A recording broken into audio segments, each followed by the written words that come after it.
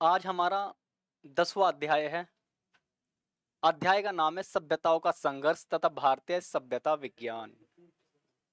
ये बहुत इंपॉर्टेंट अध्याय है क्योंकि इस अध्याय में सभी अध्यायों का निष्कर्ष निकल जाएगा। और सभ्यताओं के बारे में आपने बहुत कम पढ़ा होगा क्योंकि स्कूल के सिलेबस में सभ्यताओं के बारे में नहीं पढ़ाते। क्योंकि यदि वे सभ्यताओं के बारे में पढ़ाएंगे, सभ्यताओं के संघर्ष के बारे में पढ़ाएंगे, तो फिर उस दर्शन को समझने लगेंगे बच्चे, जिस दर्शन से कोई भी सभ्यता निर्मित हुई है और सभ्यता अब क्या चाह रही है इंसान से। तो आज हम सभ्यताओं के बारे में ही पढ़ेंगे।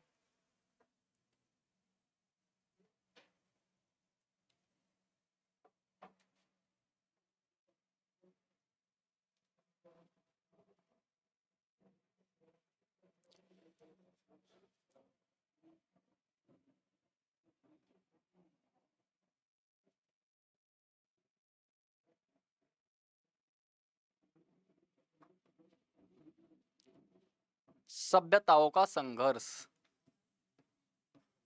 और भारतीय सभ्यता विज्ञान। सभ्यताओं के संघर्ष का अर्थ है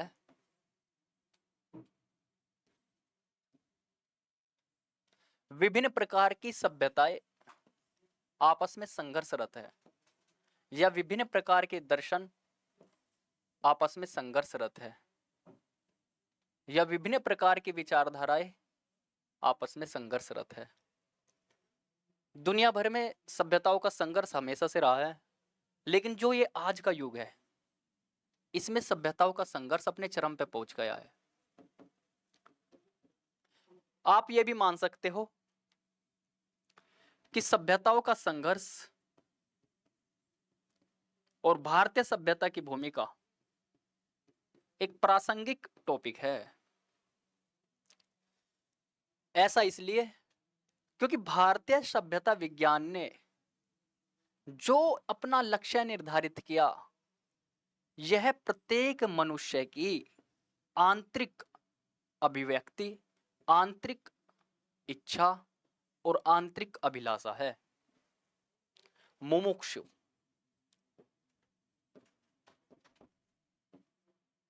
यह मनुष्य के अंदर निहित चेतना का स्वभाव है। अंततः मनुष्य वही पाना चाहता है जो भारतीय सभ्यता ने निर्धारित किया है लक्ष्य के रूप में।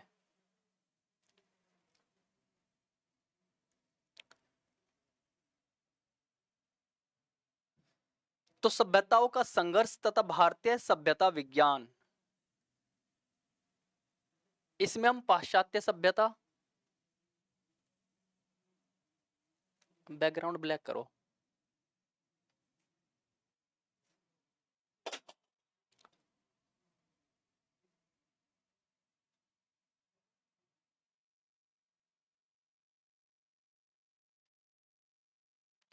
पाश्चात्य सभ्यता, भारतीय सभ्यता और सभ्यताओं का क्या, हाँ हो नहीं सकता, टाइम लगेगा।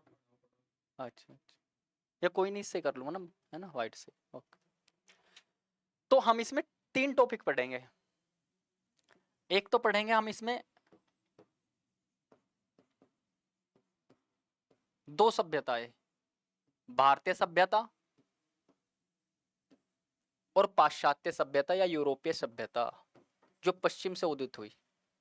पाश्चात्य सभ्यता जिसे आप मोटे तौर पे यूरोप और खास में अमेरिका, ये आपस में जो जुड़े हुए देश है क्योंकि एक ही वैचारिक तंत्र पे स्थापित हुए हैं। और भारतीय सभ्यता में हम भारतीय सभ्यता का ही जो अपना मूल दर्शन रहा और जो पूर्वी दर्शन में चीन या ताओवाद वगैरह रहा, जो अद्वैत वेदांत से प्रभावित रहा। और फिर हम पढ़ेंगे कि कोई भी सभ्यता कैसे दूसरी सभ्यता का अतिक्रमण करती है, सबवर्जन, तोड़फोड़ मचाती है, छिन भिन करती है। और उसका पूरा मॉडल पढ़ेंगे कि किस प्रकार से जिन सभ्यताओं ने भारत पर आक्रमण किया, उन्होंने किस प्रकार से एक मॉडल बनाया डिमोरलाइजेशन, क्राइसिस और नॉर्मलाइजेशन के आधार पर।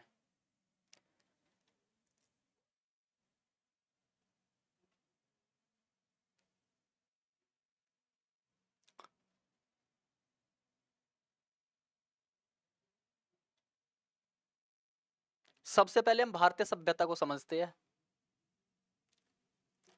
सभ्यता विचार क्या है?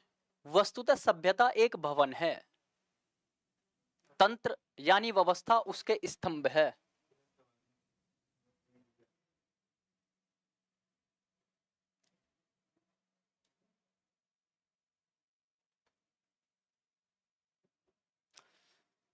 वस्तुतः सभ्यता एक भवन है, तंत्र अर्थात व्यवस्था उसके स्तंभ है, संस्कृति उसका सौंदर्य है, जन समुदाय उसका प्राण है और दर्शन उसका आधार अर्थात नींव है।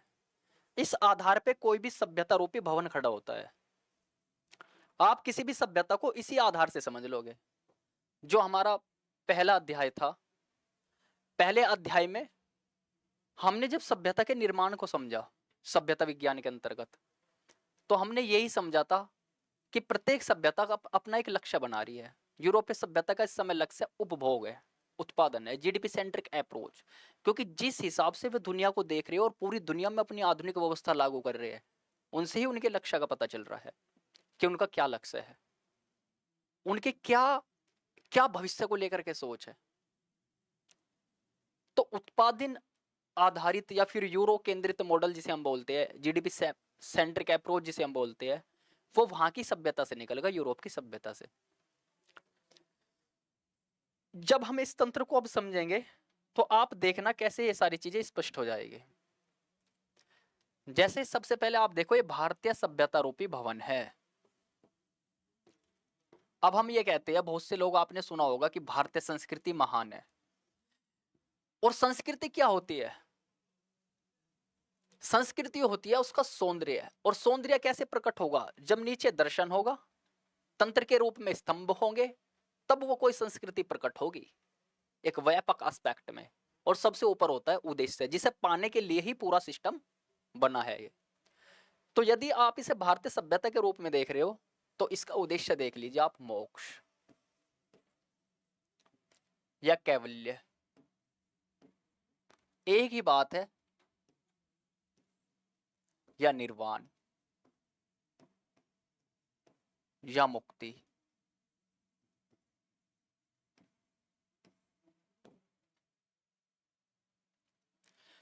अब इस लक्ष्य तक पहुंचना है प्रत्येक इंसान को,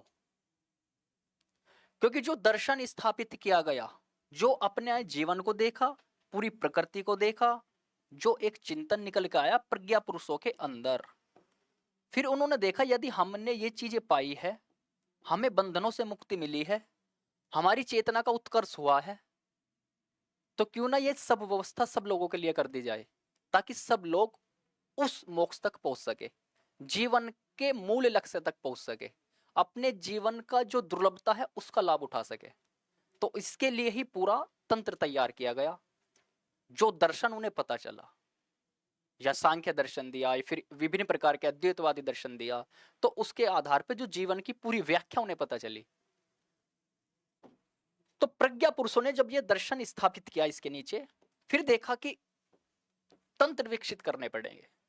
तो राजनैतिक तंत्र, प्रशासनिक तंत्र, आर्थिक तंत्र, शिक्षा का तंत्र, न्याय का तंत्र, और इधर से देख लीजिए आप पंचकोश की पूरी अवधारणा, चिकित्सा का तंत्र, समाज का तंत्र, इस प्रकार से तंत्र विकसित किए, ताकि किसी भी तंत्र में व्यक्ति हो, जैसे चिकित्सा के तंत्र में व्यक्ति है कोई, तो उसका लक्ष्य भी मोक्ष हो। वो प्रकृति के पंच महाभूतों को जानता हुआ, सांख्य दर्शन को जानता हुआ, अपने जीवन के चरम लक्ष्य मोक्ष की तरफ बढ़े। हमने देखा था चैप्टर जो चिकित्सा विज्ञान था या फिर आहार विज्ञान था, तो उसमें स्वस्थ होने की परिभाषा भी आयुर्वेद ने क्या बताई है? जो स्वयं में स्थित हो जाए, जिसका मन बुद्धि आत्मा प्रसन्न हो, जिसकी सप्त धातु प्रबल हो, उस प्रकार से बताई गई है वहां पूरी व्यवस्था। लेकिन वे चाहते तो मात्र बीमारी से छुटकारे को ही स्वास्थ्य बोल देते, लेकिन नहीं, उन्होंने स्वास्थ्य को एक बहुआयामी एस्पेक्ट में देखा। उन्होंने देखा कि स्वस्थ मानसिक, शारीरिक और आध्यात्मिक रूप से रहा जाता है, और व्यक्ति जब स्वयं में स्थित हो जाएगा जब भी वो स्वस्थ कहलाएगा। तो यदि कोई व्यक्ति आयुर्वेदाचार्य है, तो वो भी उसी गति से उस तरफ बढ़े, उद्देश्य की तरफ। यदि कोई प्रशासन के क्षेत्र में है, उसी प्रकार से आगे बढ़े। न्याय के क्षेत्र में है, तो न्याय परम तत्व को साक्षी मान के करे, जैसे महाराजा सीवी हुए हैं। आपने वो कहानी सुनी होगी कबूतर वाली। तो ये जैसे राजनीति के फील्ड में कौन रहे हैं? राजा जनक रहे हैं, जिन्हें विधेय राज बोल दिया गया, जो महर्षि अष्टावक्र के शिष्य रहे हैं। राजा तो है, साम्राज्य सब कुछ है, लेकिन उसके बाद में जो उनकी आंतरिक अभिप्सा है वो मोक्ष है, और उसके लिए उन्होंने पूरा प्रयास किया, जैसे यहां राजा जनक।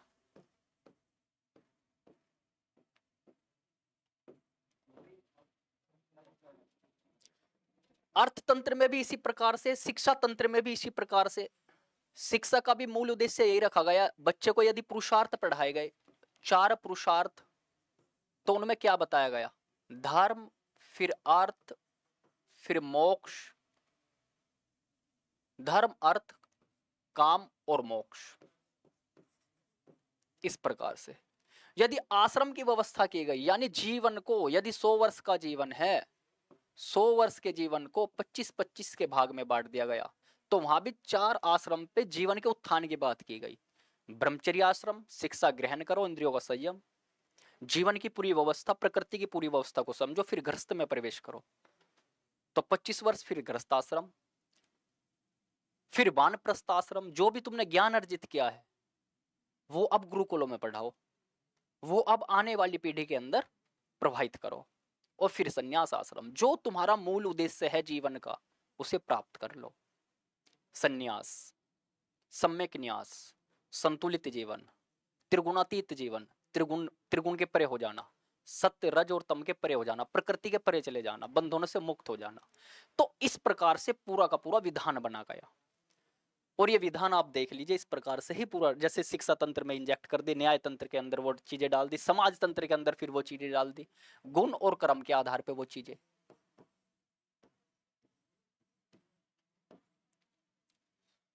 चिकित्सा तंत्र के अंदर, कृषि तंत्र के अंदर, माता भूमि पुत्रो अहम पृथ्वीया। जो एक कृषक है वो हल जोत रहा है, कुछ भी काम कर रहा है, लेकिन उसका ध्यान परम तत्व की तरफ ही लगा हुआ है। ऋतुओं के अनुसार कृषि, और कृषि के अनुसार मनुष्य का जीवन इस प्रकार से नियंत्रित किया गया कि मनुष्य यहां काम करता हुआ साक्षी तत्व में ही जिए। तो आप प्रत्येक तंत्र को देख लीजिए, जब तंत्र इस सर्वोच्च व्यवस्था की तरफ आगे बढ़े, सर्वोच्च उद्देश्य की तरफ आगे बढ़े, तो एक अद्भुत संस्कृति का जन्म हुआ, भारतीय संस्कृति। जब भी तो भारतीय संस्कृति की इतनी गाथा गाते हैं लोग, भारतीय संस्कृति। और हम पढ़ेंगे कैसे सबवर्जन हुआ, कैसे पूरे सिस्टम को तहस नहस किया गया और सारे तंत्र गिरा दिए गए। हम सिर्फ भारतीय संस्कृति को गुहार लगा रहे हैं, लेकिन उसके पीछे जो तर्क रहा, दर्शन रहा, तंत्र रहा, व्यवस्था रही, वो सब छिन्न भिन्न कर दी गई। हमारा शिक्षा तंत्र हो, राजनीतिक तंत्र हो, न्याय का तंत्र हो, या स्वास्थ्य का तंत्र हो, कोई सा भी तंत्र हो, सारे तंत्र तोड़ फोड़ कर दिए गए पिछले 500 वर्ष के अंदर। तो जब हम पाश्चात्य सभ्यता को देखेंगे पूरी दुनिया में, फिर देखेंगे किस प्रकार से इस सभ्यता ने सबूत तहस नहस कर दिया जो वहां स्वदेशिता का तत्व रहा है।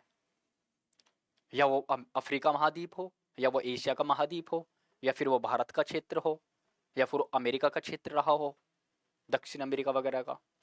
तो ये चीजें भी हम समझेंगे। तो एक अद्भुत संस्कृति का जन्म हुआ, विविधतापूर्ण संस्कृति का जन्म हुआ। हजारों प्रकार के भोजन, हजारों प्रकार की बोली, हजारों प्रकार की भाषाएं, हजारों प्रकार के वस्त्र, हजारों प्रकार के भेषज यानी औषधि की प्रवृत्ति, विभिन्न प्रकार की चिकित्सा पद्धतियां निकल के आई क्षेत्र क्षेत्र विशेष में, विभिन्न प्रकार के उपकरण, विभिन्न प्रकार के दर्शन। ये सब उसी दर्शन और उसी तंत्र से ही निर्मित हो सकते हैं जो एक सर्वोच्चता की तरफ आगे बढ़ रहा हो। एक सामान्य सभ्यता का काम नहीं है ये। इसी वजह से भारत को विश्व की संज्ञा दी गई कि सारा विश्व एक तरफ है और भारत एक तरफ है। भारत अपने आप में एक विश्व है, सूक्ष्म विश्व, क्योंकि इसके अंदर सब कुछ है। राष्ट्र राज्य की संकल्पना चल रही है, जर्मनी में जर्मन भाषा के आधार पे, फ्रांस में फ्रांसीसी भाषा के आधार पे, लेकिन यहां विभिन्न प्रकार की भाषा के लोग हैं। जैसे हिंदी अलग है, तेलुगु अलग है, तमिल अलग है, पंजाबी अलग है, सबके अपने ग्रंथ है, और फिर भी एक सामंजस्य है। पूरी की पूरी सभ्यता का जो तत्व है, सभ्यता जो राज्य है, जो इस पे रहने वाले लोग हैं, जो प्राण, जो समुदाय है, किसी भी सभ्यता का प्राण वो समुदाय होता है। तो वो एक ही तरफ बढ़ने का प्रयास करे। तो एक अद्भुत संस्कृति का जन्म हुआ और उद्देश्य पाने के लिए जो व्यक्ति तत्पर है, यदि हम अब यदि कोई पश्चिमी सभ्यता ले सकते हो आप यहाँ, या अरब की सभ्यता ले सकते हो, जैसा उन लोगों का दर्शन, उन्होंने द्वैत के आधार, द्वैत पे सारी चीजें डाल दी। कोई बैठा है ऊपर और वो करेगा सारा काम। कोई है कि जो सभ्यता हमें सभ्य बनाएंगे, उन्होंने ऐसी विचारधारा दी कि हम लोगों को सभ्य बनाएंगे। व्हाइट्स बर्डन थ्योरी आपने पढ़ा होगा, श्वेत भार का सिद्धांत। जब यहाँ लोग उपनिवेश बनाने आए तो उन्होंने ये कही कि ये लोग कुछ नहीं जानते, इन्हें हम सभ्य बनाएंगे। और सभ्य बनाने के नाम पे इन लोगों ने शोषण किया। और हम देखेंगे कि किस प्रकार से पूरी दुनिया में उत्पात मचा। तो दर्शन पे होती है कोई भी सभ्यता आधारित। ये स्कूल कॉलेज में कोई चीज नहीं पढ़ाई जाती है, ना ये पाठ्यक्रम में शामिल है। क्योंकि जो हमारी आधुनिक शिक्षा व्यवस्था है, आप देखोगे किस सभ्यता की उपज है। वो वही तत्व हमारे अंदर बार बार डाल रही है जिनसे उन लोगों को फायदा है। और हम एक सभ्यता रूपी ढांचे को, उनके ढांचे को ढो रहे हैं। हम कितने भी ग्रोथ कर ले, लेकिन हम एक लक्ष्य तक नहीं पहुंच पा रहे। क्यों? क्योंकि पूरी की पूरी सभ्यता रूपी गाड़ी उनकी है, मात्र हम तो ड्राइवर बने हुए हैं। बार बार ड्राइवर बदल रहे हैं। हम कहना राजीव भाई कि हम तो बार बार ड्राइवर बदल रहे हैं, कभी वो बैठा दिया पकड़ के, कभी वो बैठा दिया, कभी वो बैठा दिया। लेकिन इन संस्थाओं से और इन तंत्रों से निकल क्या रहा वो आप खुद देख लो। न्याय व्यवस्था में क्या हो रहा, शिक्षा व्यवस्था में क्या हो रहा, स्वास्थ्य व्यवस्था में क्या हो रहा है, राजनीतिक व्यवस्था में क्या हो रहा है, आर्थिक व्यवस्था में क्या हो रहा है, ये आप खुद देख लो। इनसे किस प्रकार के उत्पाद निकल के आ रहे हैं। बार बार व्यक्ति एक सपना देखता है, कुछ बदलने का प्रयास करता है, लेकिन देखता है फिर वही सिस्टम। क्यों? क्योंकि दर्शन और दर्शन से निकला हुआ तंत्र जब उन्होंने पूरा नष्ट कर दिया। जब उनका दर्शन टिका हुआ तो उन्हीं प्रकार के तंत्र चल रहे हैं। उन्होंने जो तंत्र निर्मित कर दिए, उसी प्रकार की फिर संस्कृति का जन्म होगा, जो वैमनस्य पे टिकी हुई है, जो विरोध पे टिकी हुई है, जो आपसी हिंसा पे टिकी हुई है। और फिर लक्ष्य को तो भूल ही जाओ आप, लक्ष्य का तो कोई मतलब है ही नहीं।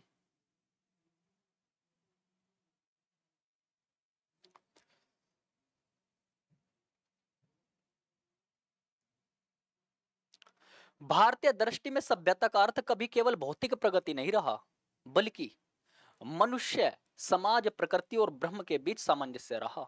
इसका अंतिम लक्ष्य क्या है? मोक्ष, मुक्ति। धर्म, सत्य और कर्तव्य करो। धर्म का अर्थ कर्तव्य भी होता है, जैसे पिता का धर्म, पुत्र का धर्म, माता का धर्म, स्त्री का धर्म, राजा का धर्म, न्यायाधीश का धर्म। तो वहां कर्तव्य भी है उसका अर्थ कि अपना जो तुम्हें दायित्व मिला है उस दायित्व को अच्छे से निभाओ, ईमानदारी से निभाओ, सत्यनिष्ठा पूर्वक निभाओ। अर्थ, सतत समृद्धि, जीवन के अर्थ की खोज, और जो भौतिक संसाधन है उन्हें भी प्राप्त करो, सतत समृद्धि। काम, संतुलित इच्छाएं, इच्छाएं इस प्रकार से ना हो कि हम पूरी प्रकृति को ही खा जाए, इच्छाएं संतुलित हो, तो संतुलित इच्छाएं। और फिर लास्ट में है मोक्ष। तो इस प्रकार से ये व्यवस्था यहां बनी गई। ऐसे ये चतुष पुरुषार्थ। भारतीय सभ्यता मिशन की मूल अवधारणा, किसी भी सभ्यता का एक मिशन होता है। आप पढ़ोगे सिविलाइजिंग मिशन, सभ्यता का मिशन। जब सभ्यता व्यापक एस्पेक्ट में पूरे समुदाय को कवर करती है और दर्शन के ऊपर, तंत्र और तंत्र के ऊपर लक्ष्य के आधार पर काम करती है, तो वो पूरा मिशन कहलाता है। मिशन, अभियान, सभ्यता मिशन।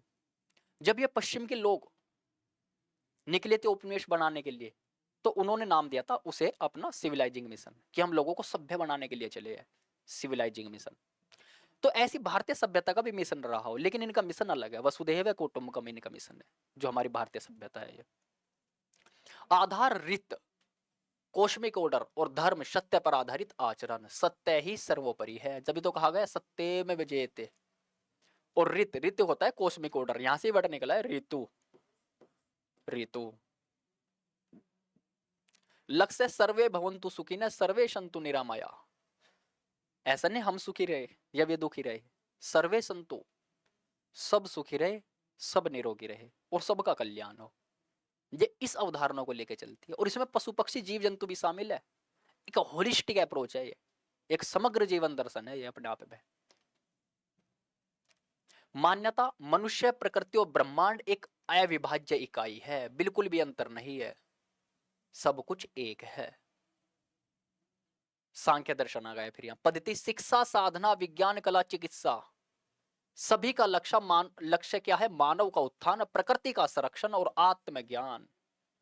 सभी का लक्ष्य ये है, आत्मज्ञान, प्रकृति का संरक्षण और मानव का कल्याण।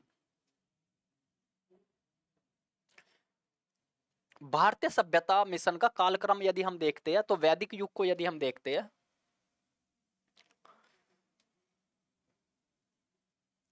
रित वैदिक युग में चला। रित मतलब जिस समय पे वेदों की रचना हुई तो रित की अवधारणा निकल के आई।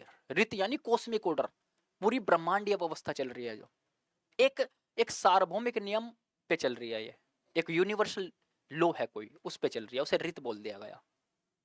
उसी के अंदर मनुष्य है, उसके अंदर सब जीव जंतु पशु पक्षी सब उसके अंदर है, वही रित है। ब्रह्मांडीय व्यवस्था यज्ञ द्वारा सामूहिक कल्याण, विज्ञान, खगोल, ध्वनि विज्ञान, संस्कृत मंत्र वगैरह, ऋचा ही निकल के आई, यहां से ऋचा निकल के आई। जैसे गायत्री मंत्र निकल के आया, पूरा मंत्र विज्ञान, पूरा ध्वनि विज्ञान को समझा गया, गायत्री मंत्र। आयुर्वेद की नींव रखी गई क्योंकि प्रकृति के अनुकूल जीवन, जब इन्होंने रित की पूरी व्यवस्था को समझ लिया, रित यानी एक एक यूनिवर्सल लॉ जो आपको पता है, जब उसकी पूरी व्यवस्था को समझा तो समझा हम भी उसके अधीन है, उसके अधीन है तो उसके अधीन ही हमें जीवन यापन करना पड़ेगा। तो वहां से ही दर्शन की नींव रखी गई, वहां से ही किसी सभ्यता का जन्म प्रारंभ हुआ। अब उन्होंने जो भी कुछ बनाया उसके अनुसार बनाया, जो उन्होंने जान लिया कि हमारा आयुर्वेद ही प्रकृति के अनुकूल होगा। चाहते तो वे भी औषधियों का निर्माण करके फैक्ट्री लगाना स्टार्ट कर देते, वे इतना सिस्टम तो समझ रहे थे उस समय पे। तो आयुर्वेद की नींव रखी गई। फिर प्रकृति के अंदर ही, प्रकृति यानी अपना जो शरीर है, इसे ठीक करने का पूरा सिस्टम डेवलप हुआ। आत्मज्ञान को लक्ष्य माना गया। यज्ञ के द्वारा पर्यावरण की शुद्धि का और आत्मिक उन्नति का ध्यान रखा। सामाजिक दृष्टि, वर्ण और आश्रम व्यवस्था में गुण और कर्म पे आधारित सिस्टम क्या है, ये षड्यंत्र के तहत बाद में जन्म पे आधारित हुआ। फिर वरना एक परिवार के अंदर अब भी चार आपको वो मिलेंगे, वर्ण मिलेंगे। एक परिवार के अंदर एक व्यक्ति आर्मी में है, डिफेंस में है, तो वो क्षत्रिय है। एक व्यक्ति यदि कोई पढ़ा रहा है तो वो ब्राह्मण वर्ग से हुआ। यदि एक व्यक्ति बिजनेस कर रहा है, कोई फैक्ट्री लगा रखी है, कोई उद्योग धंधा कर रहा है, तो वैश्य वर्ग से हुआ। और एक व्यक्ति यदि कोई सिविल सर्वेंट या कोई कर्मचारी है या कहीं जॉब करता है तो शूद्र वर्ग से हुआ। तो एक ही परिवार के अंदर आपको चार वर्ण मिल जाएंगे। लेकिन षड्यंत्र के तहत यह वर्ण व्यवस्था जो कर्म पे आधारित थी और गुण पे आधारित थी, वो जन्म पे आधारित कर दी गई, ताकि परंपरा के रूप में किसी समुदाय को फायदा मिलता रहे बस। और यदि आप, और ये व्यवहारिक सत्य है, दो सत्य होते हैं भारतीय सभ्यता में, पारमार्थिक सत्य और व्यवहारिक सत्य। आदिगुरु शंकराचार्य कहते हैं कि व्यवहारिक सत्य में जो हम जीवन में जीवन जी रहे हैं, सामाजिक संरचना या आर्थिक संरचनाएं है, तो उसके आधार पे चीजें बन रही है। लेकिन पारमार्थिक सत्य इन सब चीजों को नहीं मानता। वो कहता है जगत मिथ्या, ब्रह्म सत्य है। ना कोई शूद्र है, ना कोई ब्राह्मण है, ना कोई क्षत्रिय है, ना कोई वैश्य है, ना कोई पशु है, ना कोई पक्षी है, ना कोई जीव है, ना कोई जंतु है। सब कुछ उस ब्रह्म की अभिव्यक्ति है, बस कुछ विभेद नहीं है।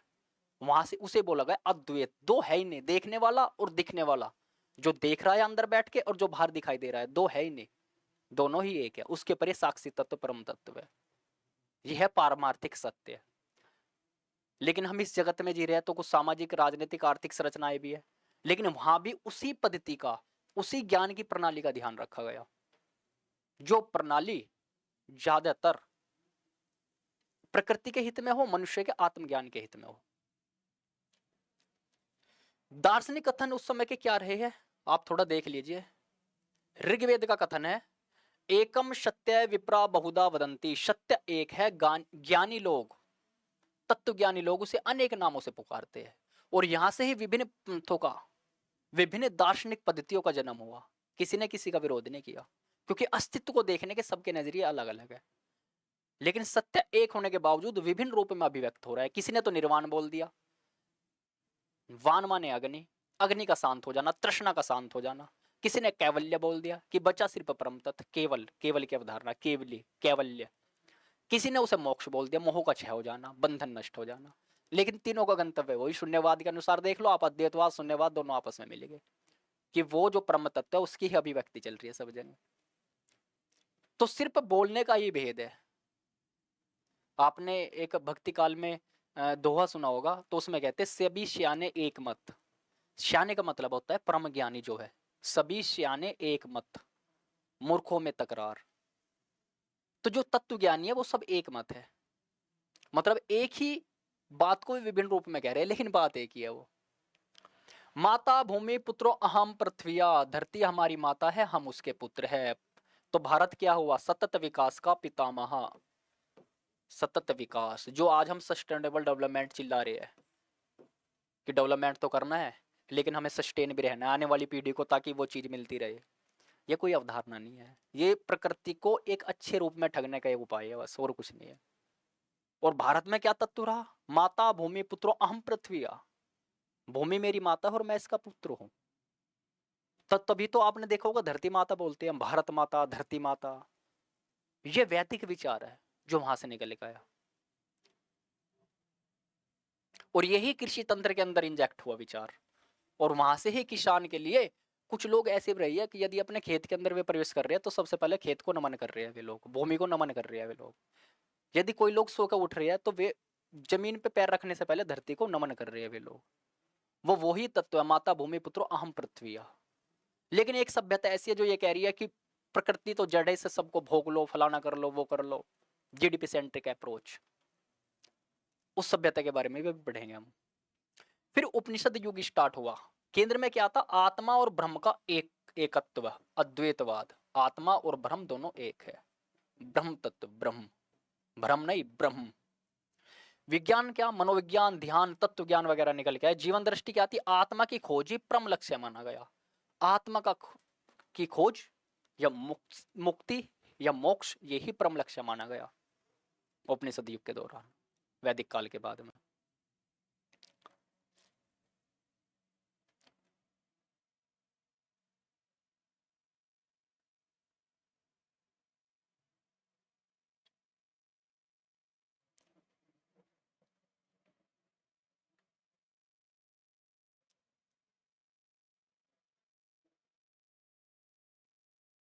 और उस समय के दार्शनिक कथन क्या है, मतलब उस समय की प्रबल अभिव्यक्ति क्या है, दार्शनिक कथन आप देख लीजिए। ईशावास्यम उपनिषद से लिया गया, या ईशावास्यम इदम सर्वम यत्तेम जगत्ताम जगत तेन तेन भुंजिता मागर्थ कस्य सिद्धनम।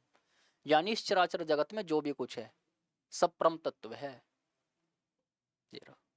यह संपूर्ण जगत ईश्वर से आवृत है, घिरा हुआ है, बस देखने वाले की दृष्टि चाहिए।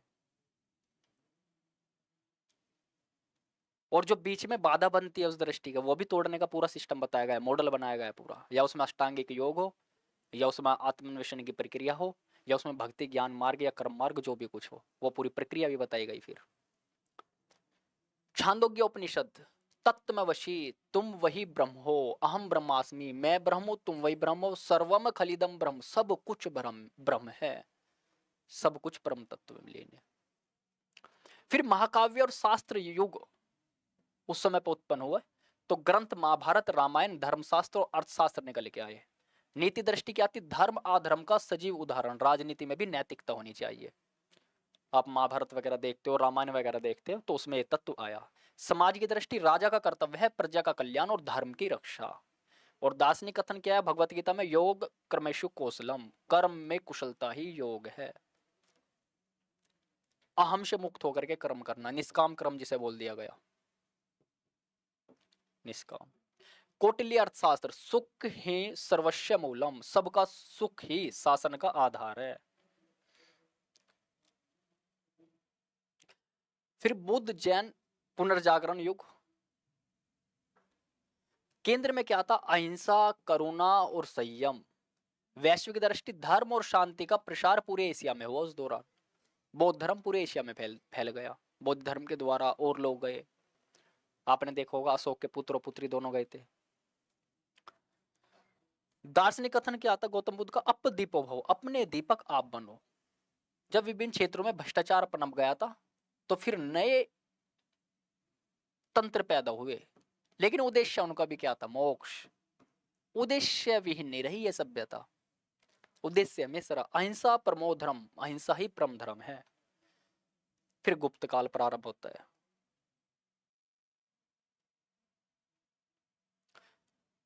गुप्तोत्तर और भक्ति युग। केंद्र में क्या था? भक्ति, लोक भाषा, अध्यात्म और संगीत कला का उत्थान। समाज दृष्टि ईश्वर और भक्त का सीधा संबंध, मध्यस्थ की जरूरत नहीं है। और दार्शनिक कथन आगे देखते हैं, इसमें क्या आते दार्शनिक कथन।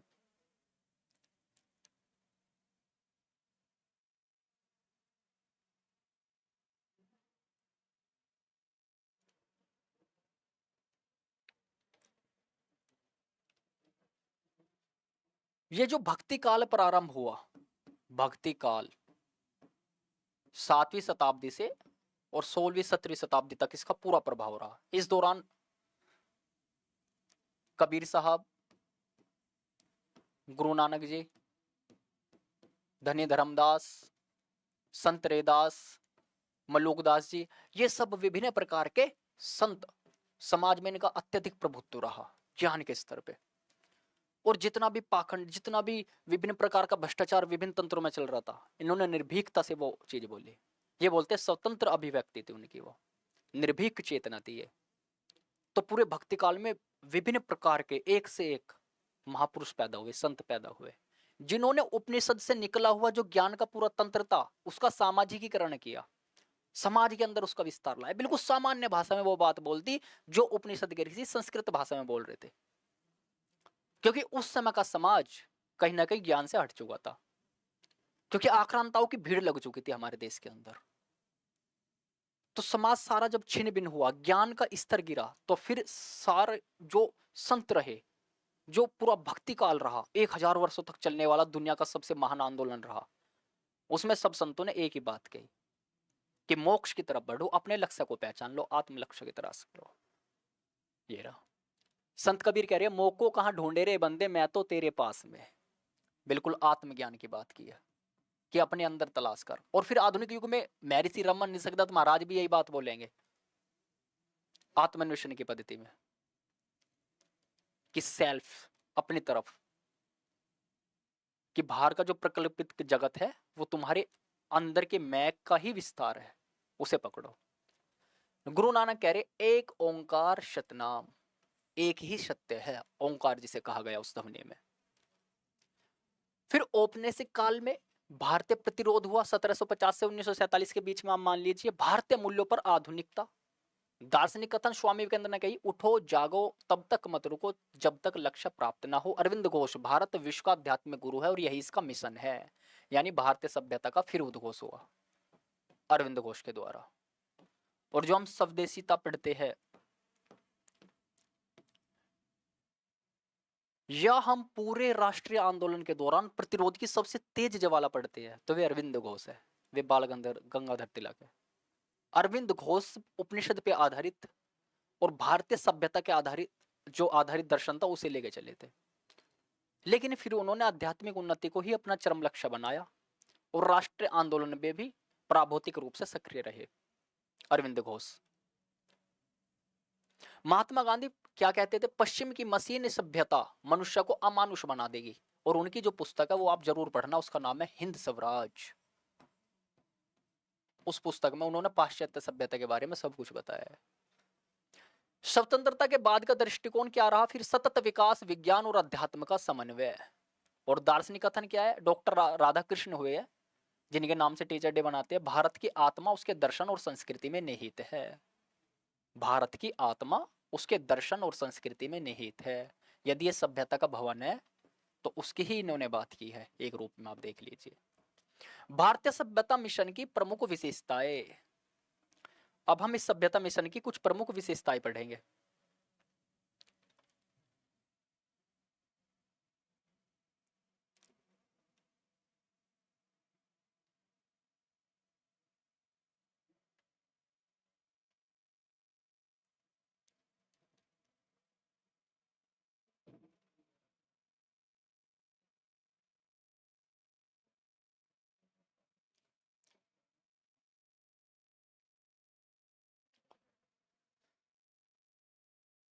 भारतीय सभ्यता जो मिशन है वो एक सांस्कृतिक आंदोलन रहा, एक आध्यात्मिक आंदोलन रहा। इस मिशन का उद्देश्य किसी को हड़पना नहीं है, ना किसी को अपना गुलाम बनाना, ना इसका उद्देश्य यह है कि पूरी दुनिया में अपना साम्राज्य स्थापित करना। सभ्यता जो भारतीय सभ्यता मिशन रही है हमेशा से ये रहा कि प्रत्येक व्यक्ति मुक्ति की तरफ बढ़े, अध्यात्म की तरफ बढ़े, प्रकृति का शोषण ना करे। यदि वे जीव है तो हम भी जीव है। तो एक जीववादी संकल्पना रही, ईगोसेंट्रिक नहीं, इकोसेंट्रिक अप्रोच।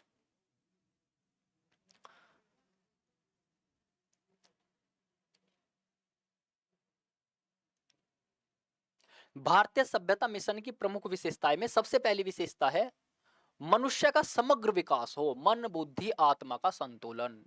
यदि ये मनुष्य है तो मनुष्य का समग्र विकास हो, मन बुद्धि आत्मा, इस प्रकार से व्यक्तित्व को एक बड़े एस्पेक्ट में देखा, एक बहुआयामी रूप में देखा, खंड खंड में तोड़ के व्यक्तित्व नहीं देखा। प्रकृति के साथ सहअस्तित्व, पर्यावरण को माता पिता जैसा मानना, माता भूमि पुत्रो अहम पृथ्वीया, ये वही श्लोक है जो वैदिक दर्शन से निकला। प्रकृति के साथ सहअस्तित्व जो इस समय की सबसे बड़ी आवश्यकता है, युग की आवश्यकता है ये, प्रकृति के साथ सहअस्तित्व की अवधारणा। शिक्षा का लक्ष्य क्या रहा? आत्मज्ञान और लोक कल्याण, केवल नौकरी नहीं। आज के समय में सिर्फ नौकरी ही शिक्षा का लक्ष्य बना हुआ, जबकि शिक्षा का लक्ष्य क्या है? आत्मज्ञान और लोक कल्याण।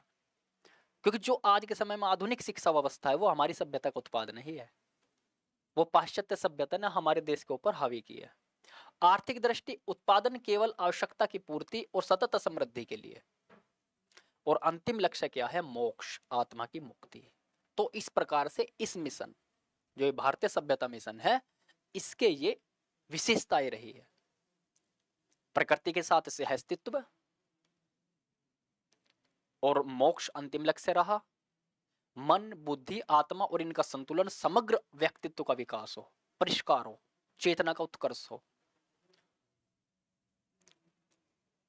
और आर्थिक दृष्टि से उत्पादन केवल आवश्यकता की पूर्ति ना बने, वो सतत समृद्धि के लिए भी हो, और शिक्षा का लक्ष्य आत्मज्ञान और लोक कल्याण। और थोड़ा आप इसमें देख लीजिए यूरोपीय मिशन से मूलभूत अंतर इसमें क्या है। यदि भारतीय सभ्यता में लक्ष्य क्या है? आत्मज्ञान और कल्याण, और वहीं यूरोपीय जो मिशन है उसका आज के समय में लक्ष्य क्या बना हुआ? बाजार और प्रभुत्व, प्रभुत्व स्थापित करो, विभिन्न देशों को ऋण जाल में फंसा दो, डेप्ट ट्रैप उसमें फंसा दो।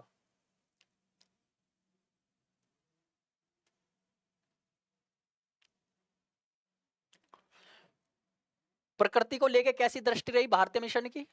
भारतीय जो सभ्यता मिशन है, माता या सहचर की, सहअस्तित्व की अवधारणा रही। ये प्रकृति को माता का रूप दिया गया, और जो प्रकृति को भोंकने वाला है अहम, उसकी तलाश की बात की गई कि उसे ढूंढो वो कौन है।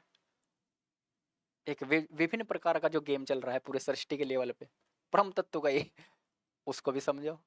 तो यहाँ इस प्रकार की अवधारणा रही है। और वहां क्या मिशन है इनका? प्रकृति को किस प्रकार से देख रहे हैं? संसाधन के रूप में। आप इस प्रकार से समझिए, यदि ये भारतीय सभ्यता मिशन है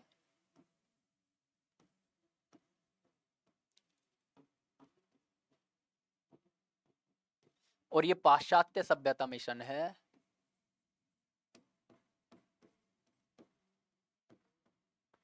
तो भारतीय सभ्यता का लक्ष्य है मोक्ष, और इनका लक्ष्य क्या है?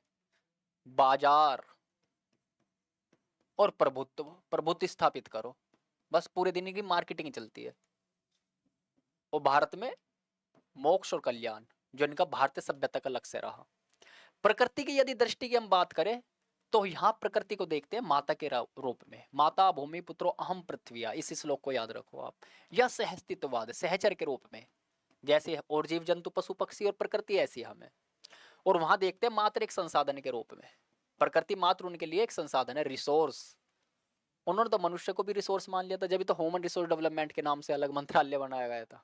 प्रगति का अर्थ धर्म अर्थ काम और मोक्ष, अंततः उपभोग। इनका जो लक्ष्य रहा यूरोपीय, इनका लक्ष्य रहा उपभोग। लेकिन हमारे यहाँ प्रगति का क्या अर्थ रहा? जिसे ये बार बार चिल्लाते हैं ग्रोथ करो ग्रोथ करो ग्रोथ करो, वो ग्रोथ सारी उनकी उपभोग पे टिकी हुई है, कंजम्पशन पे टिकी हुई है, उपभोक्तावाद पे टिकी हुई है। क्योंकि उत्पादन जीडीपी सेंट्रिक अप्रोच यही होती है कि ज्यादा से ज्यादा उत्पादन करो, उत्पादन से बहुत ज्यादा फिर पैसा आ जाएगा, फिर उपभोग करो, फिर और उत्पादन करो, इस प्रकार से पूरी प्रकृति को भोग लो। ये उपभोग की प्रवृत्ति रही है। और भारत में अंततः जो प्रवृत्ति रही है वो रही है मोक्ष की, कि धर्म अर्थ और काम ये तीनों भी उसमें सहायक बने, शरीर भी उसमें सहायक बने, हमारी सारी गतिविधि जीवन की उसमें सहायक बने, किसमें? मोक्ष में, मोक्ष को पाने में। तो हमारे यहाँ प्रकृति का जो दृष्टिकोण है और जो प्रगति का दृष्टिकोण है वो भारतीय सभ्यता मिशन का और पाश्चात्य सभ्यता मिशन का आप बिल्कुल डिफरेंस करके देख लो, आपको पता चल जाएगा। हमारे यहाँ प्रगति क्या है, उनके लिए प्रगति क्या है, हमारे लिए प्रकृति क्या है, उनके लिए प्रकृति क्या है। वे प्रकृति को संसाधन देख रहे हैं, हम माता का रूप दे रहे हैं या सहचरी का रूप दे रहे हैं। उनके लिए प्रगति उपभोग है, हमारे लिए प्रगति क्या है? मोक्ष की तरफ चलना। ये है पूरा परिणाम। सतत जीवन शैली हमारे जीवन से निकल के आई है, ये ऑटोमेटिक। हमने कुछ प्रयास नहीं किया। पूरा का पूरा मनुष्य का जीवन जो भारतीय सभ्यता के अनुसार देखे तो प्रकृति के ही अनुसार है, विरोध नहीं है उस जीवन में बिल्कुल भी। लेकिन इनकी यदि उसको देखे तो इनका क्या परिणाम निकलेगा है? जलवायु संकट और युद्ध, युद्ध और जलवायु संकट या जलवायु परिवर्तन, क्लाइमेट चेंज।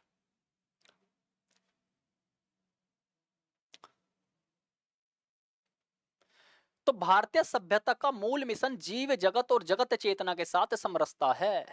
इसमें जीवन का अंतिम उद्देश्य मोक्ष माना गया, अर्थात जन्म मरण से मुक्ति, परम सत्य का अनुभव। यह सभ्यता मनुष्य को धर्म अर्थात सामंजस्य या कर्तव्य या चेतना के स्रोत की खोज, अर्थ अर्थात जीवन निर्वाह, काम अर्थात इच्छाओं का संतुलन और मोक्ष अर्थात मुक्ति, इन चार पुरुषार्थों के संतुलन से चलाती है। मनुष्य के पूरे जीवन को चलाती है इन चार पुरुषार्थों के हिसाब से। तो अब हमने ये सब कुछ समझ लिया जो भारतीय सभ्यता के लिए बहुत जरूरी था, क्योंकि अब उसका ही रिपीटेशन है दोबारा से। ये आप इसे पीडीएफ में अच्छे से समझ लेना, पढ़ लेना।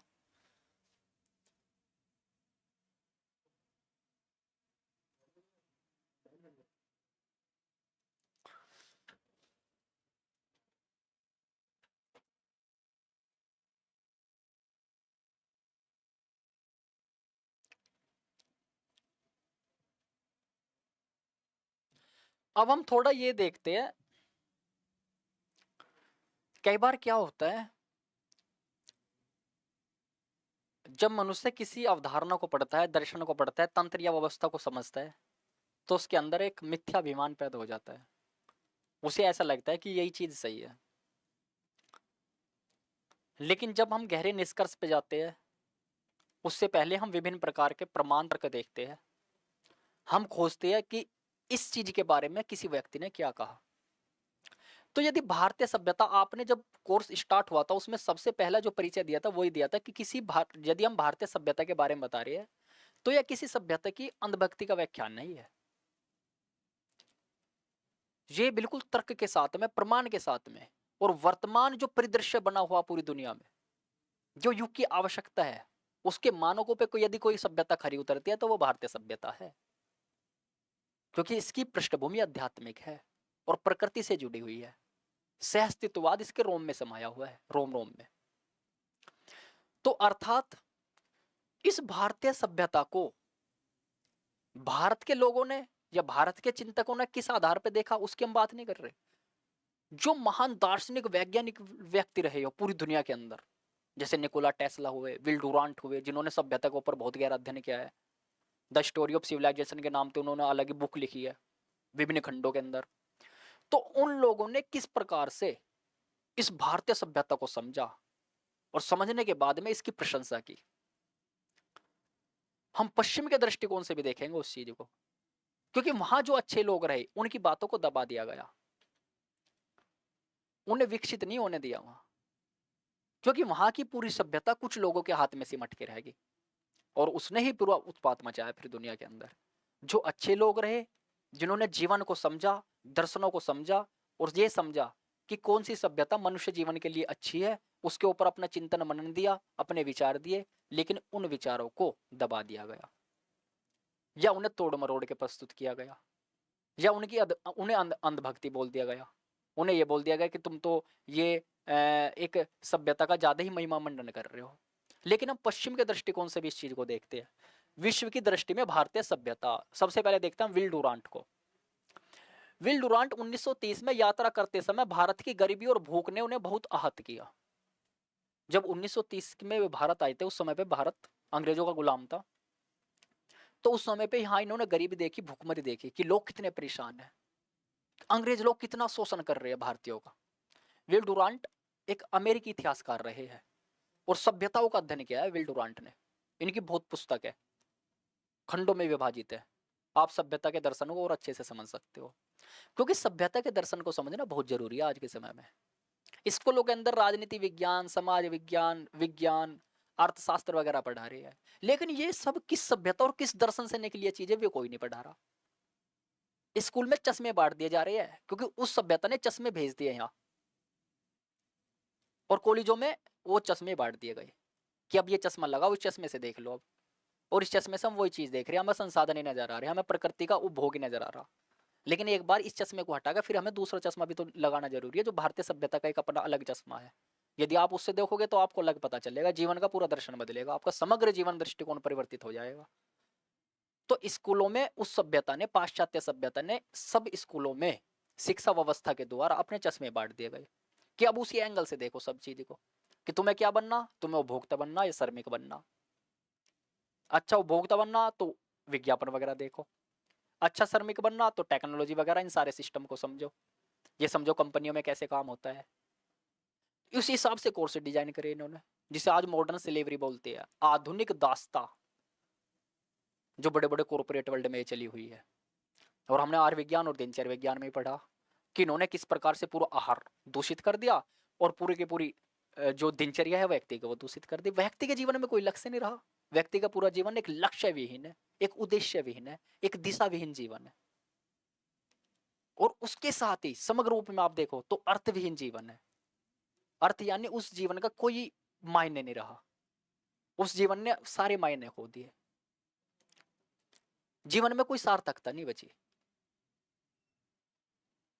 आप देखो जीवन में लोगों के क्या सार्थकता बची है।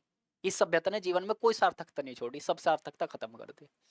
बस एक ही सार्थकता बची है कि तुम भोग करते रहो, भोग करते रहो, कमाते रहो, भोग करते रहो, बस इसके अलावा और कुछ बचा ही नहीं।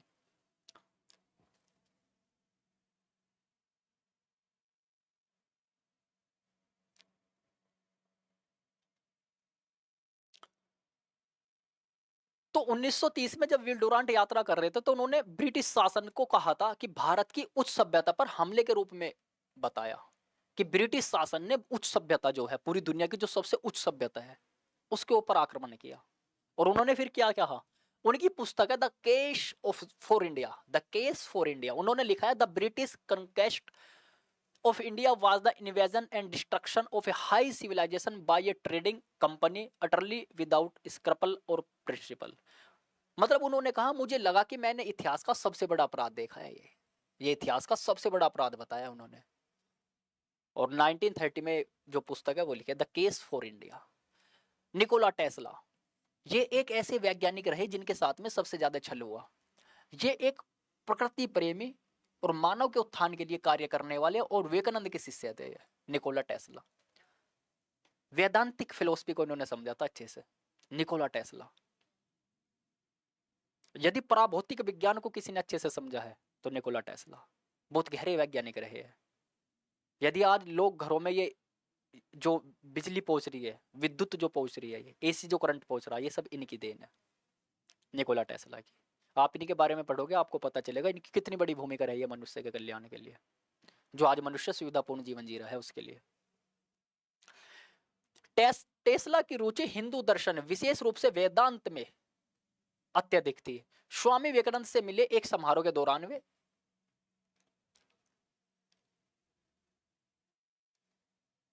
स्वामी विवेकानंद ने कहा है कि टेस्ला अत्यधिक उत्सुक है भारतीय दर्शन को, भारतीय वैदांतिक परंपरा को जानने के लिए। और उन्होंने अपने जो बुक्स है उसमें भी जिक्र किया है। टेस्ला ने अपने लेखनी में लिखा है all precipitable matter comes from primary substance, the akas or luminiferous ether, which is acted upon by the life-giving pran, calling into existence in never-ending cycles all things and phenomena. इन्होंने प्राण, आकाश, ether वगैरह, जो यानी प्राभौतिक विज्ञान का पूरा आधार रहा, quantum physics वगैरह का जो आधार रहा, या ऊर्जा के क्षेत्र में जब उतरे, तो उन्होंने बताया कि ये कहीं ना कहीं वैदांतिक दर्शन से प्रेरित है, ये भारतीय दर्शन से प्रेरित है, भारतीय सभ्यता के जो दर्शन है, जो उसका आधार है, उससे ही प्रेरित है ये विज्ञान भी।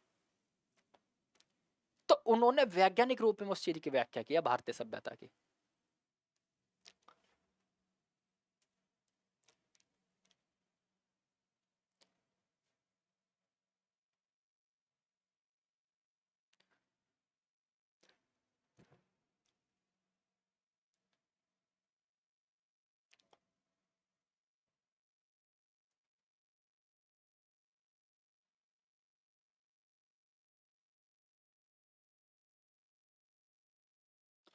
और उन्होंने जो पुस्तक लिखी है, एक लेख लिखा था, वो अनप्रकाशित ही रह गया, वो था मैंस ग्रेटेस्ट अचीवमेंट, 1907 में लिखा था। अन्य वैज्ञानिक विचारक जो भारतीय दर्शन से प्रेरित थे, उनमें थे नील्स बोहर, ये आपने केमिस्ट्री में पढ़े होंगे, जहां से आप एटॉमिक मॉडल वगैरह सब कुछ समझते हो, वहां आते हैं नील्स बोहर। तो नील्स बोहर ने क्या कही है, I go to Upanishads to ask question, मैं उपनिषदों के पास जाता हूं, क्योंकि उपनिषद ही है जो क्वेश्चन पूछना सिखाते हैं। और उनका जो मूल प्रश्न है, जो अस्तित्व का सबसे मूल प्रश्न है, वो क्या है, मैं कौन हूं, हु एम आई।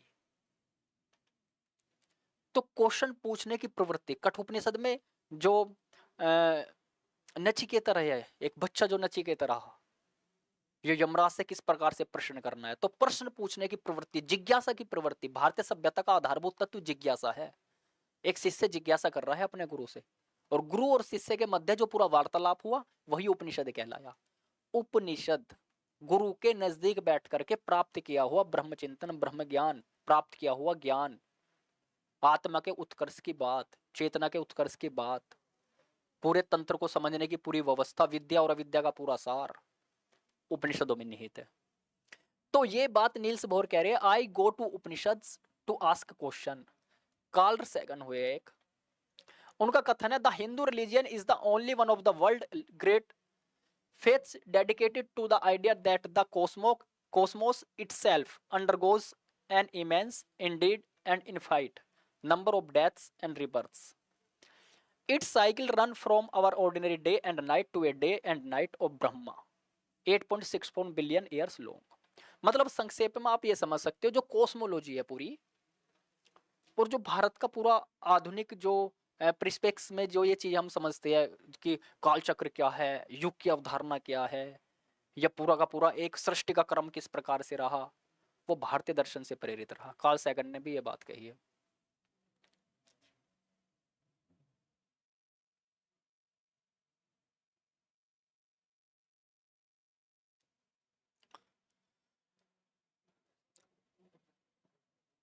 ये पुस्तक है the complete story of civilization, Will Durant ने लिखी है पुस्तक। और विल डुरांट एक जगह क्या कहते हैं, भारत हमारी जाति की मातृभूमि है और संस्कृत यूरोप की भाषाओं की जननी, वह हमारे दर्शन की जननी है। अरबों के माध्यम से, अरब जो लोग रहे हैं उनके माध्यम से वह हमारे अधिकांश गणित की जननी है। बुद्ध के माध्यम से वह ईसाई धर्म में सन्निहित आदर्शों की जननी है। ग्राम समुदाय के माध्यम से वह स्वशासन और लोकतंत्र की जननी है।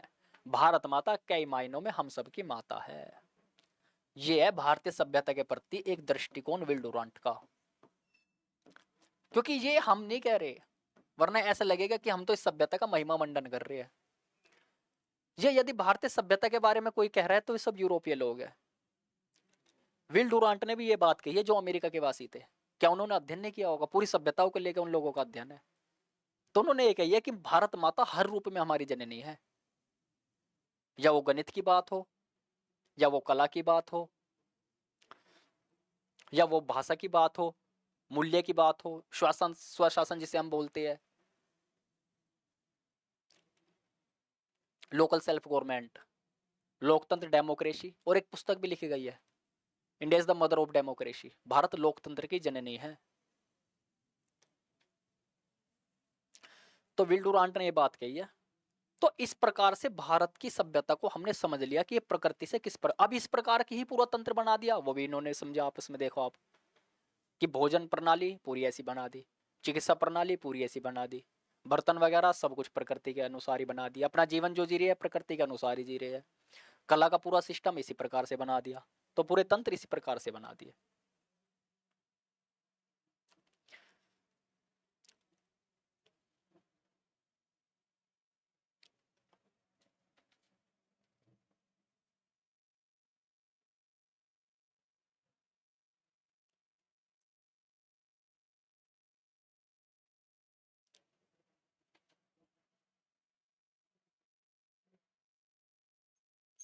अब हम पढ़ेंगे पाश्चात्य सभ्यता के बारे में। देखो हमने भारतीय सभ्यता के बारे में तो पढ़ लिया, अभी इतना ही पर्याप्त है समझना। भारतीय सभ्यता,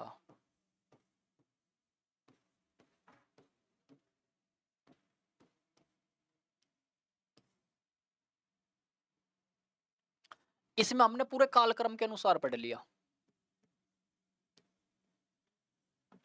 और ये भी समझ लिया जो हमने प्रथम अध्याय में देखा था कि उपनिषद ही केंद्र में रहे हैं शुरू से लेकर आखिरी तक।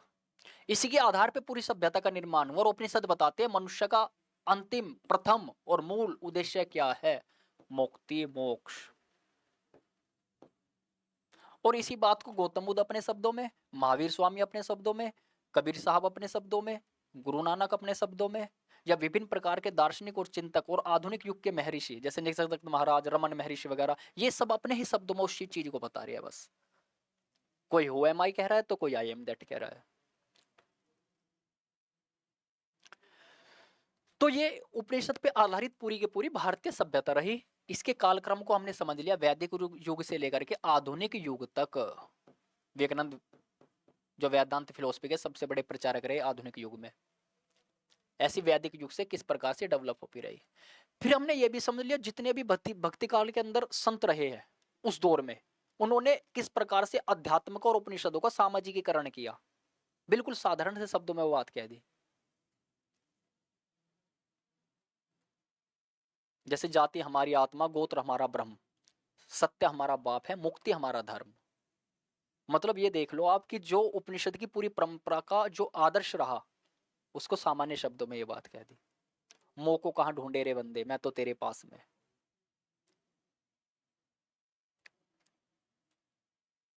और मिथ्या अहम, उसकी रुकावट, उसकी बाधा एक सामान्य शब्दों में किस प्रकार से व्यक्त करी, जब मैं था तब हरि नहीं, अब हरि है मैं नाही। मतलब कि जब तक मिथ्या अहम था, मिथ्या अहम, उसको इन्होंने कहा जब तक मैं था मैं, तब तक हरि नहीं, हरि नहीं।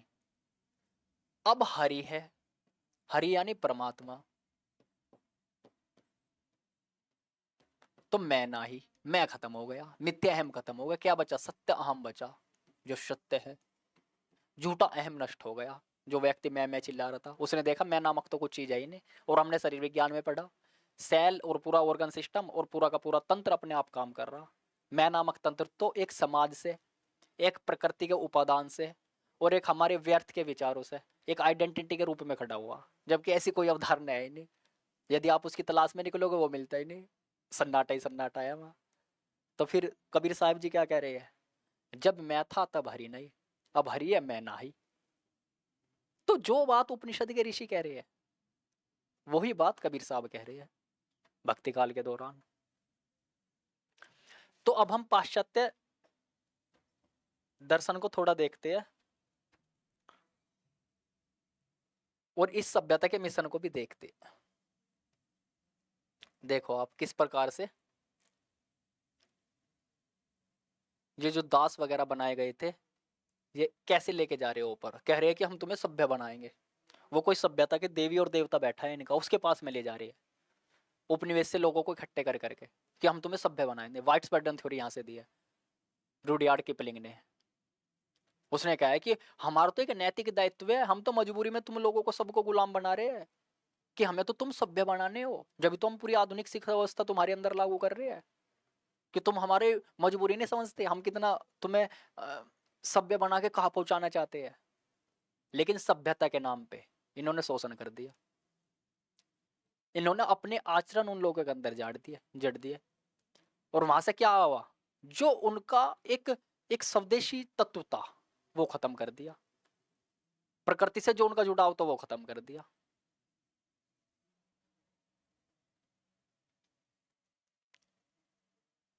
यहां देख लीजिए आप पृष्ठभूमि, सिविलाइजिंग मिशन का क्या आधार रहा, जो यूरोपीय पूरा दर्शन रहा उसमें क्या आधार रहा, यूरोपीय औपनिवेशिक सोच रही उसमें।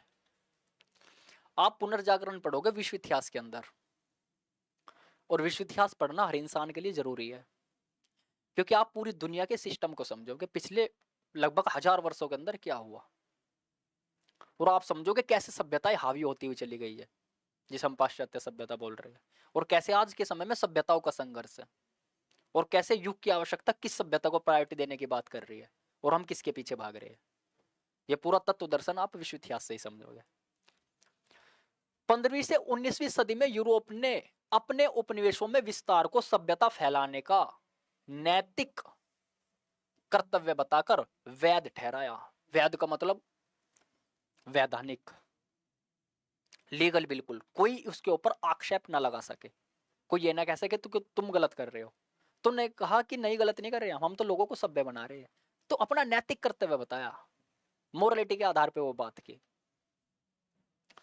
नारा क्या दिया, हम पिछड़े लोगों को सभ्य बनाएंगे, व्हाइट्समैन बर्डन थ्योरी। और असल मकसद क्या था, संसाधनों की लूट, बाजार पर कब्जा और सांस्कृतिक प्रभुत्व। अपने दर्शन को थोप दो, बाजार पे कब्जा कर लो जो वहां का बाजार है, और संसाधनों की लूट तो इनका उद्देश्य रहा ही है। लेकिन भारत के इतिहास के अंदर, क्योंकि अब सबवर्जन जब हम थ्योरी पढ़ेंगे तो हमें पता चलेगा कैसे ये चीजें इतिहास के अंदर इंजेक्ट करके उन लोगों को अच्छा सिद्ध कर दिया गया। ये बता दिया गया कि वे लुटेरे नहीं थे, वे तो खोज के लिए निकले थे। लेकिन आपको टोडले संधि के बारे में पता होगा, तो दुनिया को 2 खंड में बांट दिया था उनके जो पादरी वगैरह रहे थे, जो चर्च के बड़े बड़े तानाशाह बने बैठे थे उन्होंने, और ये कह दी ये पश्चिमी दुनिया तुम्हारी और पूर्वी दुनिया तुम्हारी। जो अमेरिका की तरफ निकला वो कोलंबस निकल गया, इधर निकल गया फिर वास्को डे गामा।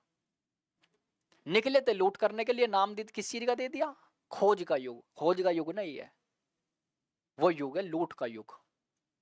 लेकिन महिमा मंडन किया गया खोज के युग से। विचारधारा के मुख्य स्तंभ, ईसाई धर्म का प्रसार, मिशनरी गतिविधियां जो आज भी चल रही है, विज्ञान और प्रौद्योगिकी की श्रेष्ठता का दावा किया इन लोगों ने, और यूरोपीय मॉडल ही प्रगति का मानक बताया। ये कहा कि यूरोपीय जो मॉडल है वो ही प्रगति का मानक है, असली प्रगति तो हमारे मॉडल के अनुसार होगी। पूंजीवाद, उत्पादन व व्यापार की निजी लाभ के लिए केंद्रीकरण। केंद्रीकरण की अवधारणा पूंजीवाद से ही निकल के आई कि केंद्रीकरण करो ज्यादा से ज्यादा, और आज दुनिया में सबसे ज्यादा केंद्रीकरण हो चुका है पूंजी का। पूरी दुनिया के लोग एक तरफ है और कुछ गिने चुने 100-150 लोग एक तरफ है। मानव केंद्रीयता निकल के यहां से ही प्रकृति का शोषण हुआ, क्योंकि इनका पूरा दर्शन मानव को केंद्र में रख के चलता है। मानव को रखेगा केंद्र में यहां, और प्रकृति को रख देगा किनारे पे। तो जो एंथ्रोपोसेंट्रिज्म की अप्रोच निकल के आई, मानव केंद्रीयता, मनुष्य को ही केंद्र में रख दिया, और जितने भी जीव जंतु पशु पक्षी ये सब हमारे उपभोग के लिए है, हमारे लिए है, प्रकृति हमारे संसाधन है हमारे लिए। तो उस प्रकार की अवधारणा वहां से निकल के आई। यूरोसेंट्रिज्म, यूरो केंद्रित पूर्व दृष्टि निकल के आई।